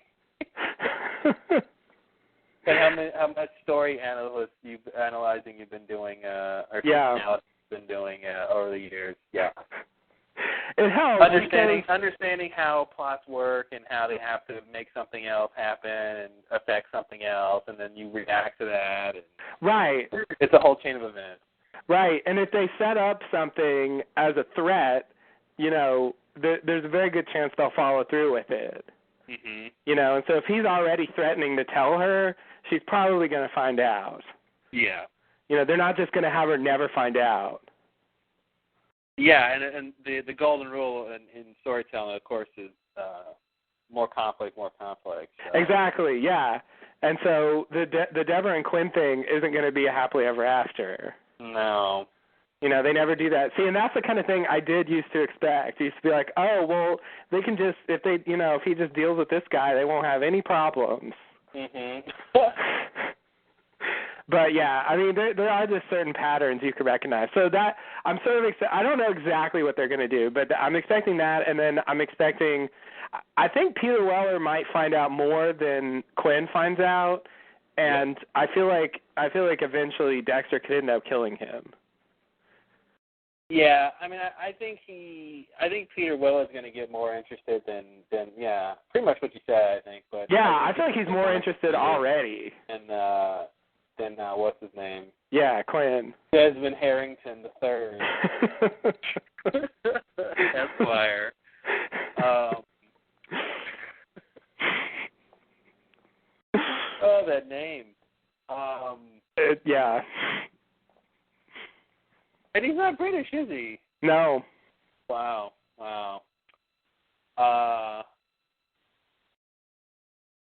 Yeah, so, I pretty much, But I bet he's got some great-great-grandparents that were. Yeah, probably. I'd imagine that's how it's going to go. Yeah, I don't exactly know what they're going to do, but I feel like the basic thing I'm fairly confident about is Dexter's not going to get turned into the police. Mm-hmm. I don't see them doing that. No. I don't know. Well, I think it's pretty clear, honestly. I think it's pretty clear that Miami Metro is not the best police department. Ouch. Because, I mean, not only do they have the regular screw-ups, but, they have a serial killer on their staff. Mm-hmm. They have no idea. So, yeah, I don't think that Crackerjack team is really going to catch Dexter this season. A serial killer who regularly plants evidence and falsifies reports and hacks into the network. Takes drugs from them. Mm-hmm. It's ridiculous. Like, if they ever found out what Dexter's been doing all this time, they really should all be fired. They really should. A whole lot of them. Mm-hmm. Like, if I heard about that on a news report, I'd be like, oh, my God, close that entire department down. I would be like, they must have all been in on it. No way they didn't catch him before. They were all in on it. Absolutely. That's a total conspiracy theory. It just looks ridiculous. But I agree. Yeah. I do like. I think if I would probably drop the Santa Muerte thing. I think that's probably been the least successful long running plot for this season. I could easily do without it. I agree. I just think maybe they shouldn't have made it Santa Muerte. Yeah. I feel like that made it more interesting than it actually is turning out to be. Right. That made it seem like it was going to be something intrinsic to Santa Muerte, and it doesn't seem like it is. Right, because every season, pretty much, they've had a killer with an MO, and it's ended up meaning something. They're not without their curveball, so maybe something crazy will still happen here. I don't know. Yeah, I mean, I was on that hope for that. Well, that one brother's still out, and maybe, I still feel like it has to be tied to someone else. There's someone else who gave them the idea to do this Santa Muerte stuff. Like, I just don't see that these guys are like, yeah, this is the way we can get some money. It doesn't. It seems unnecessary because you can threaten people with death without using that, and they can get you money. So. I mean, they could even kill people without setting up these elaborate displays. Yeah. You know, and now it might just be that they do that to create fear. Like one of the things earlier in the season was that like no one was willing to talk to the police. Mhm. You know, and so maybe it was just a ploy to get that to happen. Well, you know, no one was talking to police because people, were found decapitated with Santa Muerte dressings around them. But I feel like a decapitated head would do the same thing. Yeah. Whether or not you call it Santa Muerte. Okay. You know. Yeah. I mean, there does seem to be some, point to the cultural significance of using that in that area, but yeah, I don't know how much more you get other than, because they are still killing people, so. Right. But it is weird that their goal is actually just to rob people, and I guess they're just killing people because they want the people they rob to be afraid of them. And one of the guys they beheaded was the guy who sold them the paraphernalia. Right. I think he even said he didn't believe any of that stuff and it was just crap or whatever. Mm-hmm. Yeah, he did. And if they just bought their stuff from him, it seems like that they probably think the same thing. Yeah. So and I thought it was weird when Deb and those guys, when the detectives first go to the house, and you see all of the other people who are living in that house, a ton of people who are just kind of holed up in there. Right. And I'm thinking, this is going to come to something. They're going to make some point about this. No, not really. No. They're just there, I guess. I thought, okay, these Santa Muerte people are somehow involved in something. Their followers are being, forced to live in this place, or they're not given their freedoms or something, or right. Yeah. I mean, I think TV laws just lead you to expect that there's going to be something more to it. Mhm. And maybe there will be, like you said. Maybe somehow they have some extra reveal about it that will somehow make it all make sense or have some significance. Yeah. It just seems like they're past that point now. It seems like they've identified the killers. They've killed one of them, and there's only one left. And like they haven't set up that there's anything more to learn. Well, I would say it bodes well that the case doesn't make sense still. So maybe that's not bad writing, and it doesn't make sense because it's not closed yet. Like they're still missing some element for this all to make sense. Yeah, that's true. I feel true. like if we were in the same situation and it all made sense, then I'd be like, well, there's nothing else for them to say about this. But since it doesn't seem like it's really done, that it all is nice and neat, I feel like might bode well for another plot point happening with that whole Muerte stuff.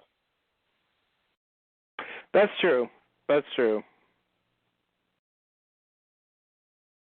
I hope so.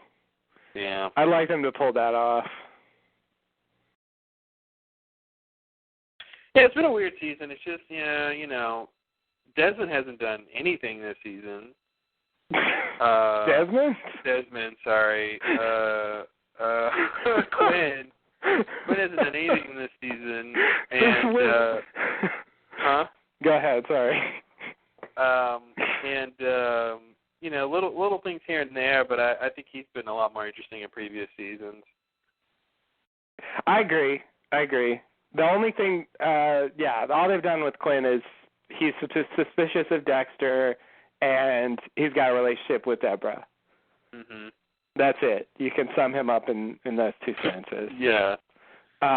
When they originally introduced him, there was a big mystery about him, which just turned into a giant flop, I think, in the end. Oh, what was the mystery? Like, he did something with IA, right? Yeah. IA was on to him, and that was a whole... How did that get resolved?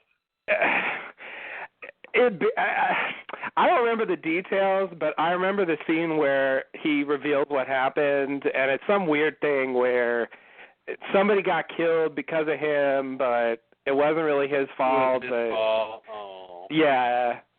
Yeah, but he got same old story. blamed for it. And, like, sometimes he would take money, but he wasn't really dirty. He was just a little bit dirty. Like, the whole thing just kind of fizzled.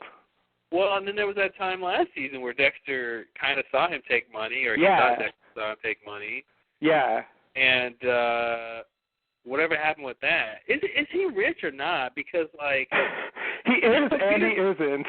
Peter Weller's character makes it seem like Quinn is sort of independently wealthy.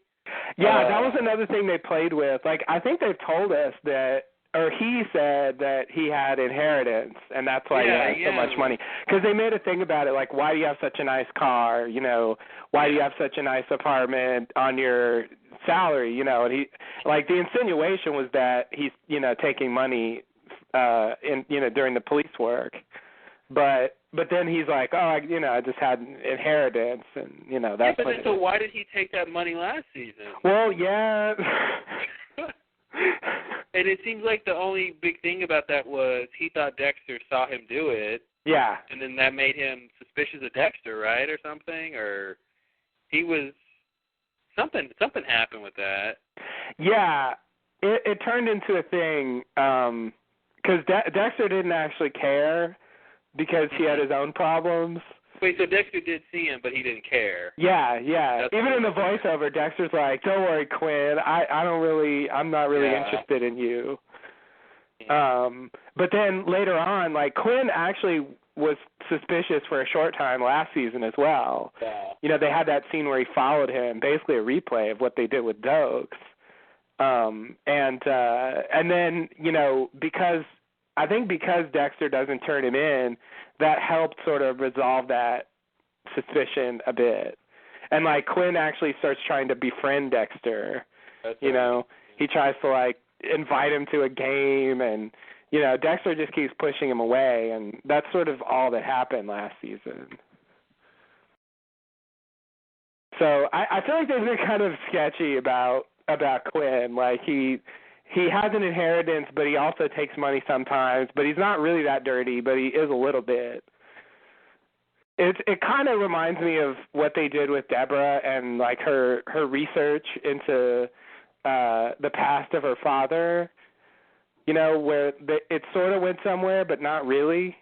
Mhm. You know, there wasn't a big conclusion to that. Wait, so she researched, she found out that Harry was sleeping with the CIs. Yeah. And she found out Dexter's mom's name, right? I think so. And then... And she may or may not have found out that the Ice Shark Killer was his brother. Maybe she didn't, though. But she was on the verge of finding that out. Yeah, because that lady was the mother of the Ice Shark Killer. Right. So, I don't remember how that ended. You know, I don't either. But I'm pretty sure it didn't end with anything big. Was it? I feel like it ended with something like Deb realizing that he was sleeping with the CIs, and that creeped her out, and she stopped investigating or something. Yes. Yeah. I don't remember it going too much further than that. I don't think it did. I think the big thing it did for her was say that, you know, her father wasn't perfect. Like, he took advantage of his position as a cop, and so she didn't have as much to live up to. And they didn't and she definitely didn't find out that Harry wasn't Dexter's dad, right? No. Okay. No, that definitely, I thought that would happen. I still think that would happen, but it hasn't. It seems like the obvious next step, but for whatever reason, they just backed off. Yeah. And I feel like the Quinn storyline was kind of the same way. It's sort of building, and then, like, never mind. Mm-hmm.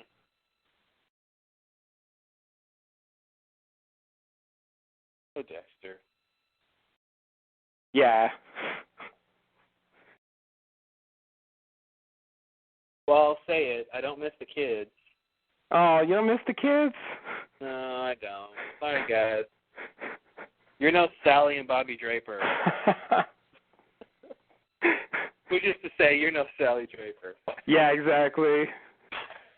I don't know if Bobby even has a personality. Oh, Bobby's just a fun-loving young boy, like all young boy actors.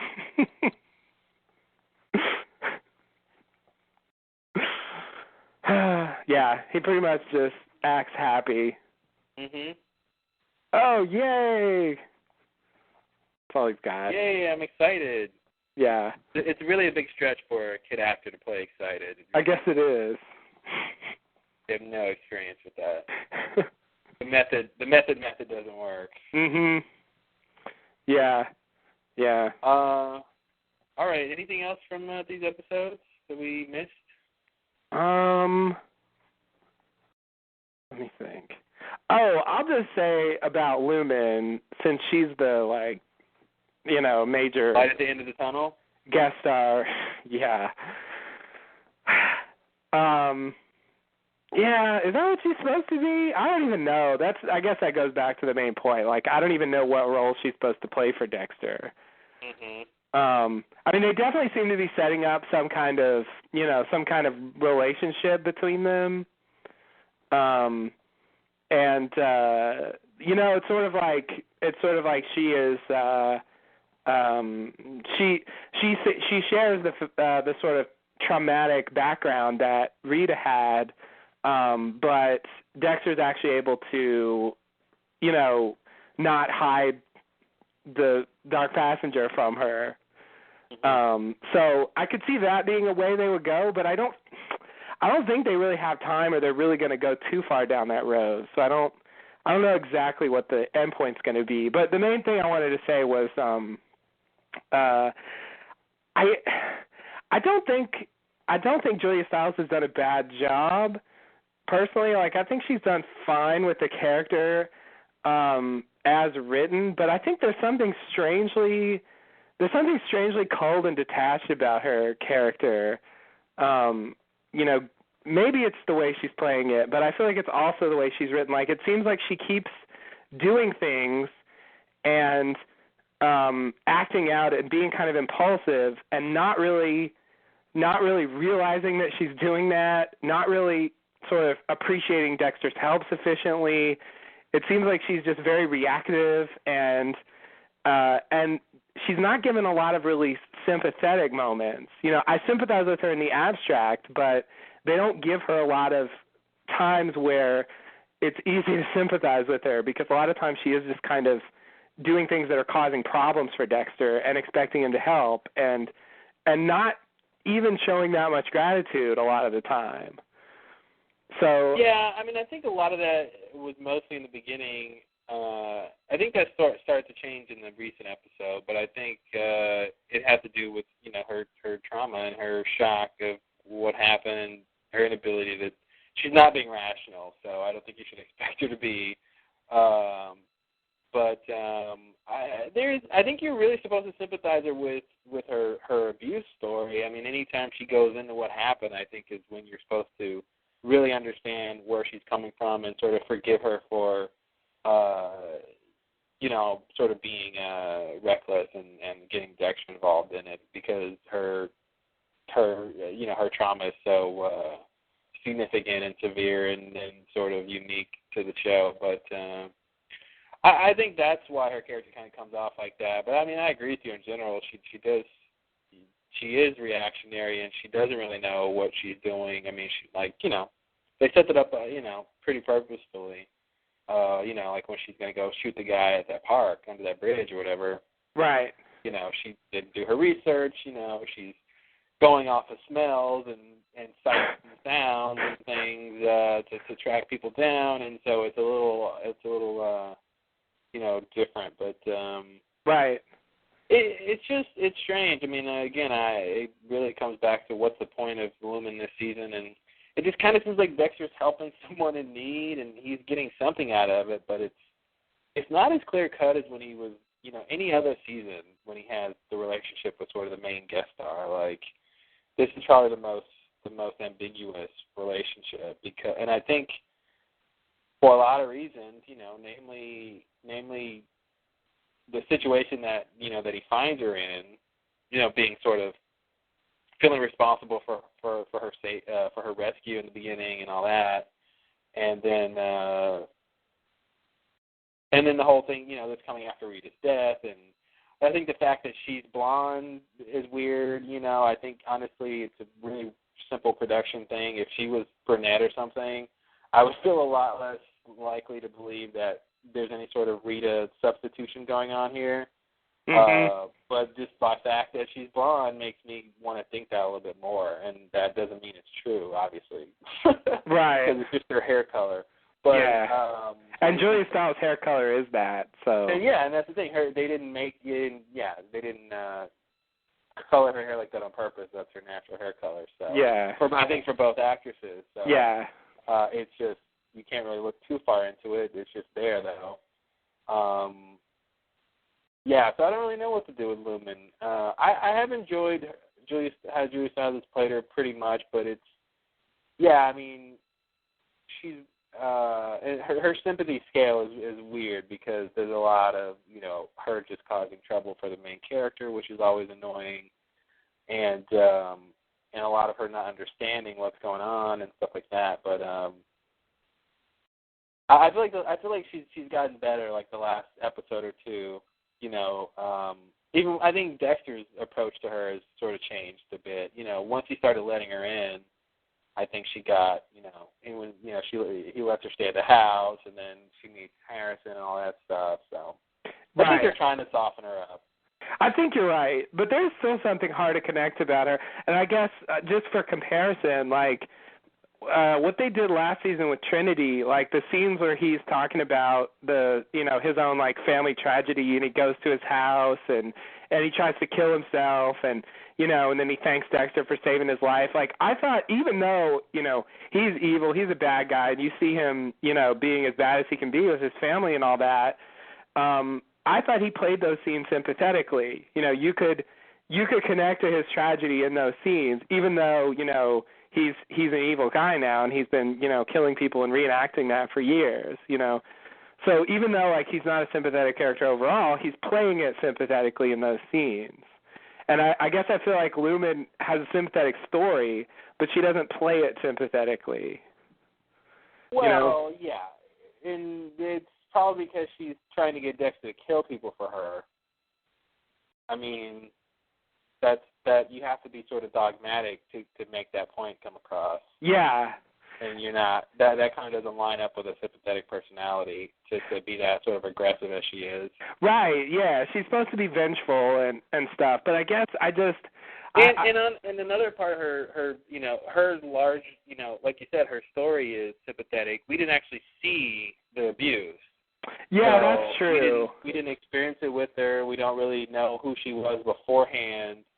So it's kind of we're getting, we have to sort of be in the moment when she's reliving it and sort of we're feeling sorry for what happened, but it's not the same as us seeing it and knowing what happened for real and like as it was happening, Maybe that's part of the problem. Like I because of the way she's playing it, I was suspicious of everything she talked about.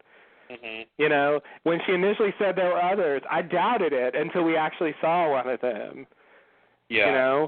I think she's supposed to come off like that, though. I mean, I think she definitely is supposed to come off a little unhinged and crazy and, I smelled him, I know it's him, and you're just thinking, oh, yeah, right. But she turns out to be telling the truth. Yeah, she's actually right. It's weird. Like, the guy she did paper research on, she was wrong. Mm-hmm. But the guy she sniffed, she got that one right. Well, what do they tell you about using your senses and evidence? I don't know. That might say something.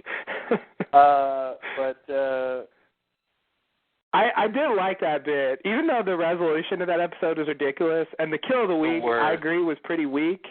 I did like the way that episode played out. I liked the tension of the cops being there, them having to like walk through the whole warehouse and follow him, and the sort of Henry Gale moment where he pretends he has no idea who she is, and she, this is just some random thing, and that gets me totally believing him, because she's not acting rationally. She's got nothing to go on really, and and then they're able to pull off the little, the cell phone thing, and then then I finally believe how it works. So I did like how all that stuff went down.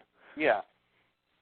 But like it was weird because I was sympathizing with him more because I couldn't quite believe her. I feel like, and part of it was the way she was playing it. Yeah. He was playing it more sympathetically, even though he was lying. Mhm. Well, and again, he's not. She has to be aggressive in that scene and convince Dexter her point is right. He's playing it like I got trapped and she pulled a gun on me, and his story is sort of more convincing because it seems like something that the sort of first part makes sense. Oh, okay, he was just hitting on this girl, and then they went home, and then she pulls a gun, and it's like, okay, well, all that makes sense to me. Yeah. She has the burden of proof to say he smells like a killer. That the guy who tortured her. Yeah, I mean, there's something to be said how she's playing the part. I would like to see another actress just sort of in hypothetical terms, sort of have to do those scenes and play it more sympathetic and see what the difference would be. Yeah. Because I think what she's really playing is that unhinged part of what's going on, that sort of and the fact that she just shot this guy, she's freaking out about that, and it would be interesting to see how that makes you feel about the character if she came across less something and more something else. Right. Fill in whatever the somethings you want to be. And I just didn't get any sense that, like, she expected Dexter to believe her and to just take her word for it that this was the guy. And she was pissed that he didn't immediately, trust that this was one of the guys. Yeah. Even after she already had the wrong guy once. And it's that kind of, I know she's not acting rationally, I understand that, but I guess I want her to at least be able, even if she's like upset, I want her to at least take a step back and be able to understand why Dexter would not, it would be easier to sympathize with her in that scene if she could take a step back and understand why it's not convincing to Dexter and not get pissed at him for not being convinced. Well, to her, yeah, I agree with you. And I agree with you in general. That definitely would make it better. But from her perspective, she's right. And in reality, she's right. That's true. You can basically say, well, Dexter, I know that smelling, knowing this guy's scent isn't enough to convince you, but I swear it's him. I mean, all she can really do is keep telling him it's him, really. So she could come across more sympathetic if she understood his perspective, but it's not going to make him believe it more if she takes a step back, That's true. He won't necessarily believe it more, but I guess, you get more sympathy for her. Yeah. Because she would be. But, I mean, that's the thing. Then you'd have her be sort of rational and irrational back and forth. And, yeah. That's true. It's just, I mean... But, I mean, and I think, more to your point, I think it's in the other, when they're not in the midst of a double homicide, that they should have these conversations about her rationality and about her actions and, like, I mean, she has thanked him for helping her, but I think it took her a while to get to that point. I agree. Considering how much he did, so many different times. So. And it doesn't seem like, even when she has a chance to calm down and, like, think about things, it still doesn't seem like she realizes that she's acting impulsively. Yeah. Well, up until the last episode, I think she's only been sleeping like an hour a night. That's true. So I can't imagine how her nerves are and how her, she probably doesn't have very logical trains of thought, just sort of putting this in a real world context. But, maybe now that she's, two of the guys are dead and she got a good night's sleep, maybe her character will be a little bit differently. She probably won't be. Because, the Dexter writers, she could be. I mean, they aren't good writers, but I feel like that's a nuance they won't even deal with. Yeah. Yeah, I feel like they've sort of established the way she is, and that's just the way she's going to be. Yeah. You know, even when like the ex-fiancé shows up, you know, the way she behaves towards him is kind of the same. It's this strange sort of distance, and she just kind of freaks out about it. But I think that's all makes, like, nothing that she's done has been untrue to me. You know, I feel like that would make sense to me. Like the guy who she's going to marry comes back. He doesn't know what happened to her, let alone what she's going through now. I think she should be freaked out. And she's going to have issues for the rest of her life. Yeah. You know, she's going to have issues with people touching her, especially men touching her, or doing certain things, making certain gestures forever, you know. And considering that, I think the timeline has been a couple days or something, that Boyd had that she was facing her death, you know, I don't buy it as untrue. That's the thing. So I give it a pass, but I get your point. Yeah. I agree. I mean, I don't think it's bad writing, really. It's just, I guess, you know, for TV shows, it's important to me. I mean, another example, you know, Russell on True Blood, you know, clearly the villain, and so he's a bad guy, and ultimately I don't sympathize with him. But those scenes about Talbot and, you know, the thing where he goes and gets a prostitute and stuff, like, he's very sympathetic in those scenes. You know, when Sookie flushes the remains, you know, like you sympathize with him even though you don't sympathize with him on the whole. And I guess, like, to me, like, being able to connect to characters like that is important, particularly in TV where it's, like, largely focused on the characters. So even though it's not false notes or anything, it's not stuff that doesn't make sense, somehow it's hard for me to care about the character when I can't connect to them. So you're saying you need to be held captive in an attic for a little while before you can really understand where you're coming from?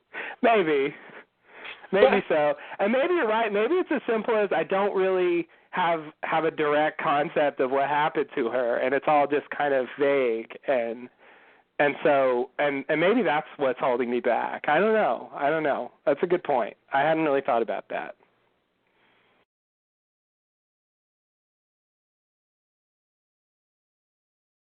It definitely isn't horrible. It's just sort of a minor issue. I mean, probably Dexter himself is the larger issue. Yeah.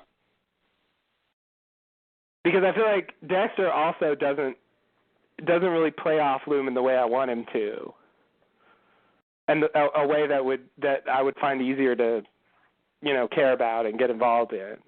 Mhm. So it's not totally her fault, but it's a clear point where it's differing from previous seasons and from other shows, and, like, you know, it's okay to do that, I guess, but they're spending so much time with her. I guess I don't feel like that's the way I should relate to that character. I feel like they want me to relate to her the way I normally do with a sympathetic character, and it's just not happening. Mhm. Well, I guess I would say any other torture, rape victim characters that you identify with that you can think of? Well, I mean, you know, I don't know if Rita was necessarily tortured or raped, but she was definitely abused, you know, and I thought she was quite sympathetic. Well, Rita doesn't count, though. Okay. Because for various reasons, she got a lot of episodes, and she's inherently sympathetic because, you know, obviously all that stuff happened to her, like that stuff happened to Lumen. But Rita wasn't. We didn't catch Rita, like, in the same mental state that we caught Lumen. That's true. Rita was abused, like, physically and emotionally, but not like Lumen was. I mean, yeah, that's true. Didn't do that stuff to her, and multiple people and all that crazy stuff, and weeks, like, actually held captive. You know, that's totally different mentality than. Yeah, that's a lot. I mean, most of the time when I see characters like that, they come out of it kind of completely damaged and crazy and, like, completely irrational. She's not really that far down the road. Yeah, I mean, but I think that's what you see with Lumen is she's like that. She's sort of not able to deal with what, you know, she's yet to even really scratch the surface emotionally of dealing with what happened to her she's trying to like put these demons to rest who are still alive, but once those guys are gone, she's still going to have issues to deal with. Yeah. And I guess maybe my point is you can't make, maybe it's just hard to have a very sympathetic character in this situation when your introduction to them is in their irrational, crazy mental state. Now, and I guess maybe even her fiance coming back was supposed to be another sympathetic part of her story or something too, to a varying degree, maybe showing the life she could have had or something. But yeah. I'll throw out another example that still doesn't quite work, but when Lafayette was locked up in the dungeon in Fantasia at the beginning of season 2, he wasn't exactly raped, but he was kind of tortured, sort of, locked up to the thing. He definitely was traumatized by what he saw down there, and I thought he played that very sympathetically. What do you mean, like? Which part of it? You mean like when he's down in there, or you mean the stuff when he gets out? And he's both, really, but I guess to compare it to Lumen, the stuff when he gets out, they keep showing him like, when he sees Eric, or he starts seeing other people and thinking it's Eric or whatever. Yeah. Well, the way they made him sympathetic was they gave him basically PTSD. Yeah. And then like he's freaking out and cowering, and that's inherently sympathetic. Lumen doesn't do that. Exactly. She's not like, because she's proactive. She's trying to actually get these guys back, not run away from the guys. So I guess the difference would be her being in a situation where she can't get away, and these guys are around, and then you could see her sort of being sympathetic because she's stuck in this situation. But she's in this situation now because she wants to be. She didn't get on the plane and leave. So she's there by own accord. That takes some of that sympathy out of it too, I think, to a degree. Yeah, that's true. And of course, like you said, it doesn't really work with Lafayette anyway, namely because he was we saw him as a character way before that even happened to him. So we have a frame of reference, and we actually saw the actual event itself. That's true. Yeah, that's the other thing that I think helps. You actually have some idea specifically of what he went through, whereas with Lumen, it's pretty undefined. Exactly. I would say this for Lumen: if you don't feel sympathy for her when she has the little moments of reliving what happened, then I think they're failing on the sympathy level. Because I think the other stuff with her character, when she's irrational or aggressive or whatever, is you're not going to really have a lot of sympathy in those moments. Yeah. Because even with Russell, when is he sympathetic? He's sympathetic when he's crying about his dead lover. Right. So that's an inherently sympathetic thing to do. Right. He's not sympathetic when he's killing people and torturing the main character. So. True. No, that's a good point. That's a good point. Well, let's end on that with me having a good point. Jeez. It's all downhill from there. But, I mean, as I said, I think that, the Lumen / Jordan Chase stuff has been the most successful part of the season. So, I think that balances out whatever issues I have. I mean, that's... Yeah, luckily the main storyline is a good one.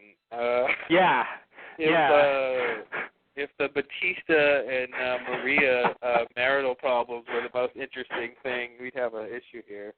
Yeah. Yeah, I remember the days when they got their own separate plots. Well, now they're married, so they got to share. Yep. Just like that checking account, Maria. Just like that checking account. Ouch. That whole thing that Deb told Maria when she was like, I was happy for you when you married Batista. I thought it made you a nicer person. Yeah. Like totally throws it back in her face. Yeah. But you know what, Maria? Jeez, man, talk about an unsympathetic character. Oh yeah. I mean, after all the stuff that she's done, I think every now and then I forget that she's done some of that stuff and how ruthless she is, and then she pulls one of these maneuvers. And I can't believe she said, like, if there were any mistakes in this case, it wasn't because of me. Did you not see the previously on Dexter when you told Manzone to go talk to the guy? I don't think she did. That was directly your fault. And when Deb said not to, and you were like, "Stay out of this, Morgan." Yeah. I'll blame you for this later. Exactly. Yeah. No, it's true. I sort of hated her early in the series. Mm-hmm. They made her really, really unpleasant.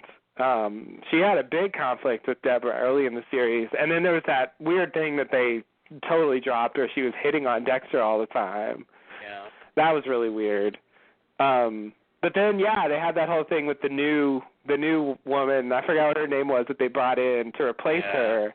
And then it turns out that she's that woman freaks out because she thinks her fiance or whatever husband is cheating. And then you find out that, yeah, she is, and it's Maria who did it. And it was all this Machiavellian scheme to get her job back.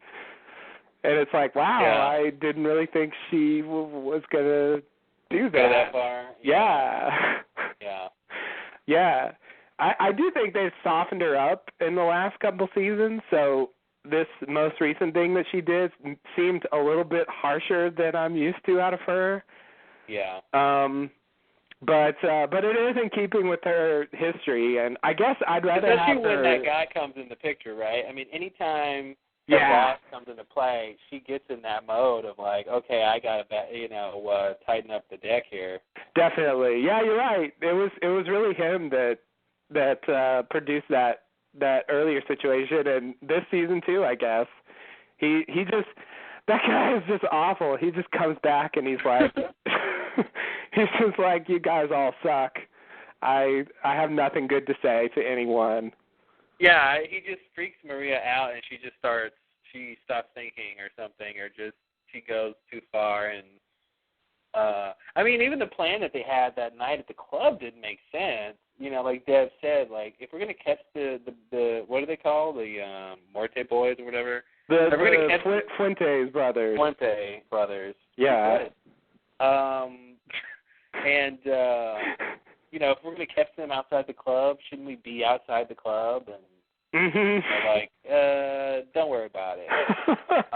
So yeah, we should have known something was up there. They're not actually ever going to be outside, so it's not going to matter. Yeah, exactly. That's really what she was saying. Yeah, it's not going to matter. We're not going to catch them outside, so we don't need anyone outside. Yeah.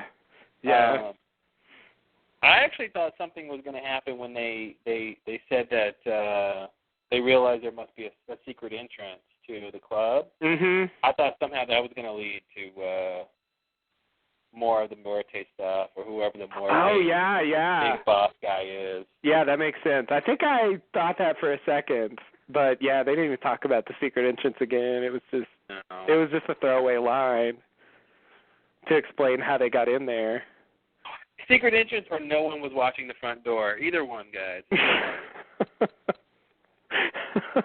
I like to think no one was watching the front door. It's Miami, Mexico. You can't be too sure, right? Worst stakeout ever. That guy in charge would not be surprised. No, he wouldn't be surprised. You were planning to catch him at the front door, but you weren't watching the front door. Mm-hmm. Just as I would expect. Yeah. He's such a one-note character.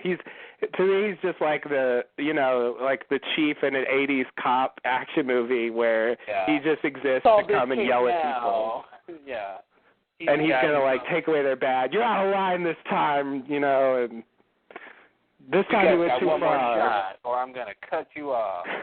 Exactly. Yeah. Exactly. Next time you screw up like that, I'll take your badge. And so I actually feel like Maria might be going down. What do you mean going down? I mean, I feel like she might actually. Maybe I'm wrong about that. Maybe the point is just. But I guess with Batista backing Deborah, like I'm thinking maybe if it comes out that it's Maria's fault and stuff, like I'm thinking maybe she will actually get fired and maybe leave the show.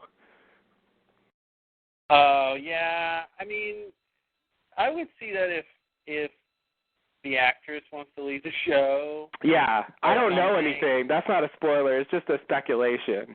My thing is, I don't know. I mean, you have a bit of a different show if you have somebody else in charge. Yeah.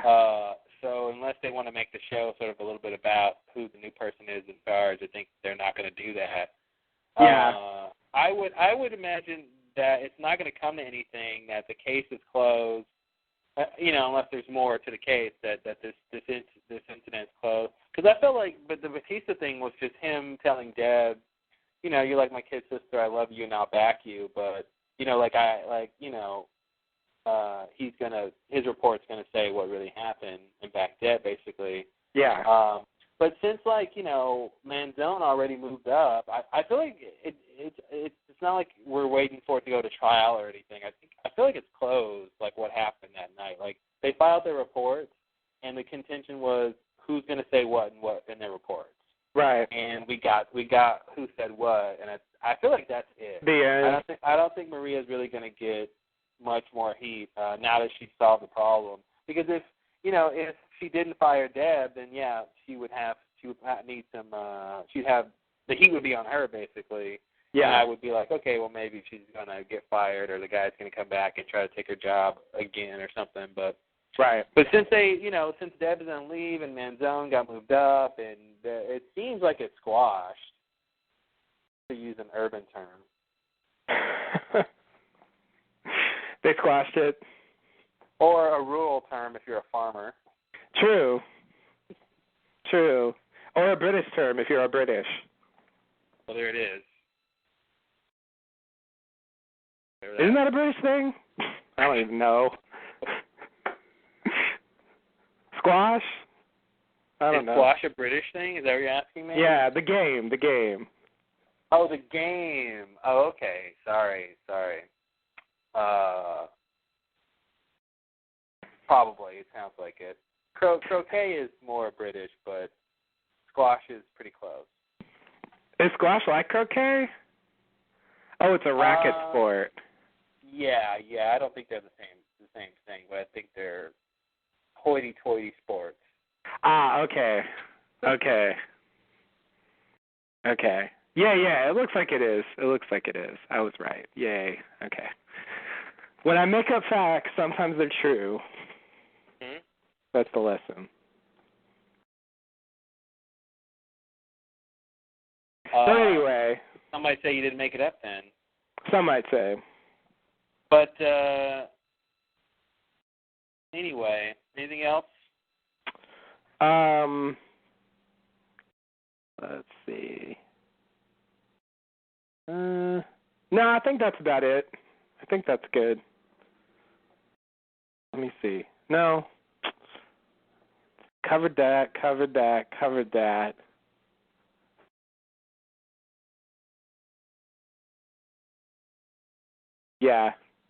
Yeah, I think I hit everything. All right, well, let's see. Will we have 4 more episodes left to the end of the season? Yes, 12 episodes total, so I think that's 4 more. Mhm. All right, well, we'll be back. We will be back. So that's I guess we're 2/3 in. Yeah. So there probably will be some significant plot points yet to be revealed. Oh yeah. There's some big stuff. Probably by the second to last episode, we'll know all the significant stuff. Mhm. That's usually the way it goes. Yeah. Do you think Chase will be dead by then? Second to last. If he's the ultimate guy, maybe not. If there's something more to the story, there's some sort of further thing there, then maybe. But I don't know exactly where they're going with that story. Because there are those, like you said, extra guys in the picture that aren't him, and I don't know what their involvement's going to be. So I feel like it depends on how important Jordan Chase is to the whole operation. Yeah.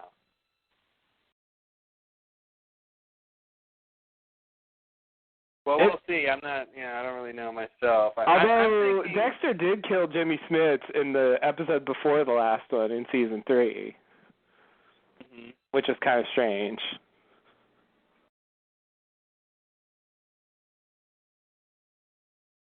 Well, what's weird about the Jordan Chase thing is he doesn't need any reason to, because I think the Jimmy Smith thing was he didn't turn into, or Dexter didn't have a reason to kill until towards the end anyway. Right. But this guy, like, they pretty much already know he's guilty, so they don't have to do any recon or anything. Right. So I feel like that could save them time. So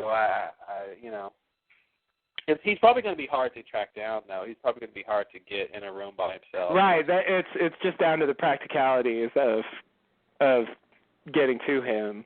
Yeah. Well, the first step is done, getting rid of his head of security. Get the security guy. That's true. That's a two-bird, one-stone kind of a thing. Yeah. That's probably why they put that in there. Mm-hmm.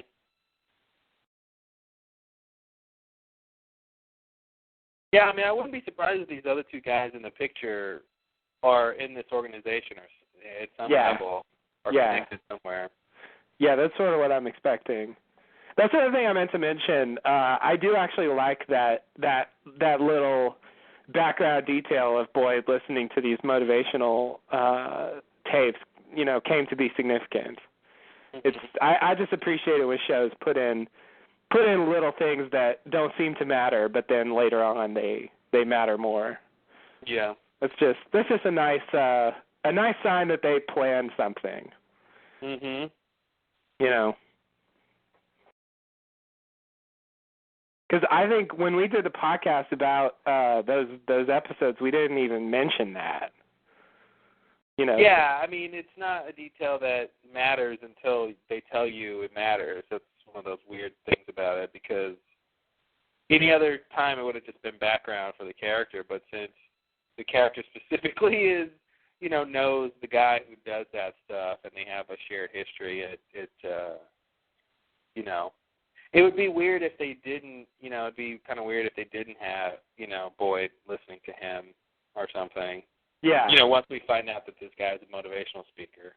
Right. So it works really well when they have that sort of, when they have that part of the story pinned down, that he's this motivational speaker and talking about personal empowerment and taking things and all of these sort of strange, aggressive terms. It definitely is cool to see that little, to see a clue you don't know is a clue yet. Right, exactly. Yeah, that's sort of what I like about it. It doesn't seem like a clue. And also, it played like Boyd was sort of, perverting the message, basically, like taking this as a cue to, kill people, because that's what he wanted to do. But, since Jordan Chase is the guy who seemingly, invented this, now it seems like that's actually part of the background of the message. Yeah. Like the thing that empowers him to do that stuff is that philosophy. So there's actually a direct connection. Like that's actually in a way the intention of it. Mhm.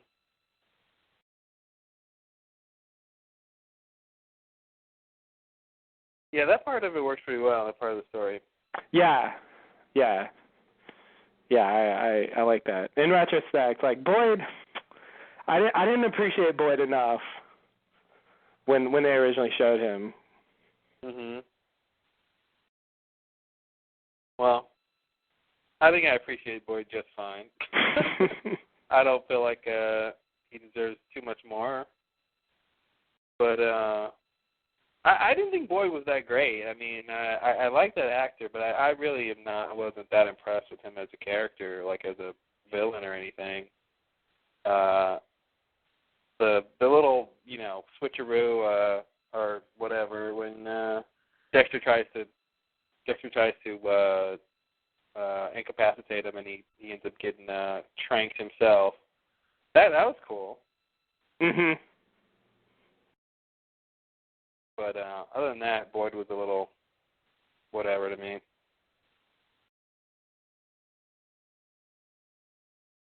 Yeah. Yeah. Alrighty, well, 4 more episodes.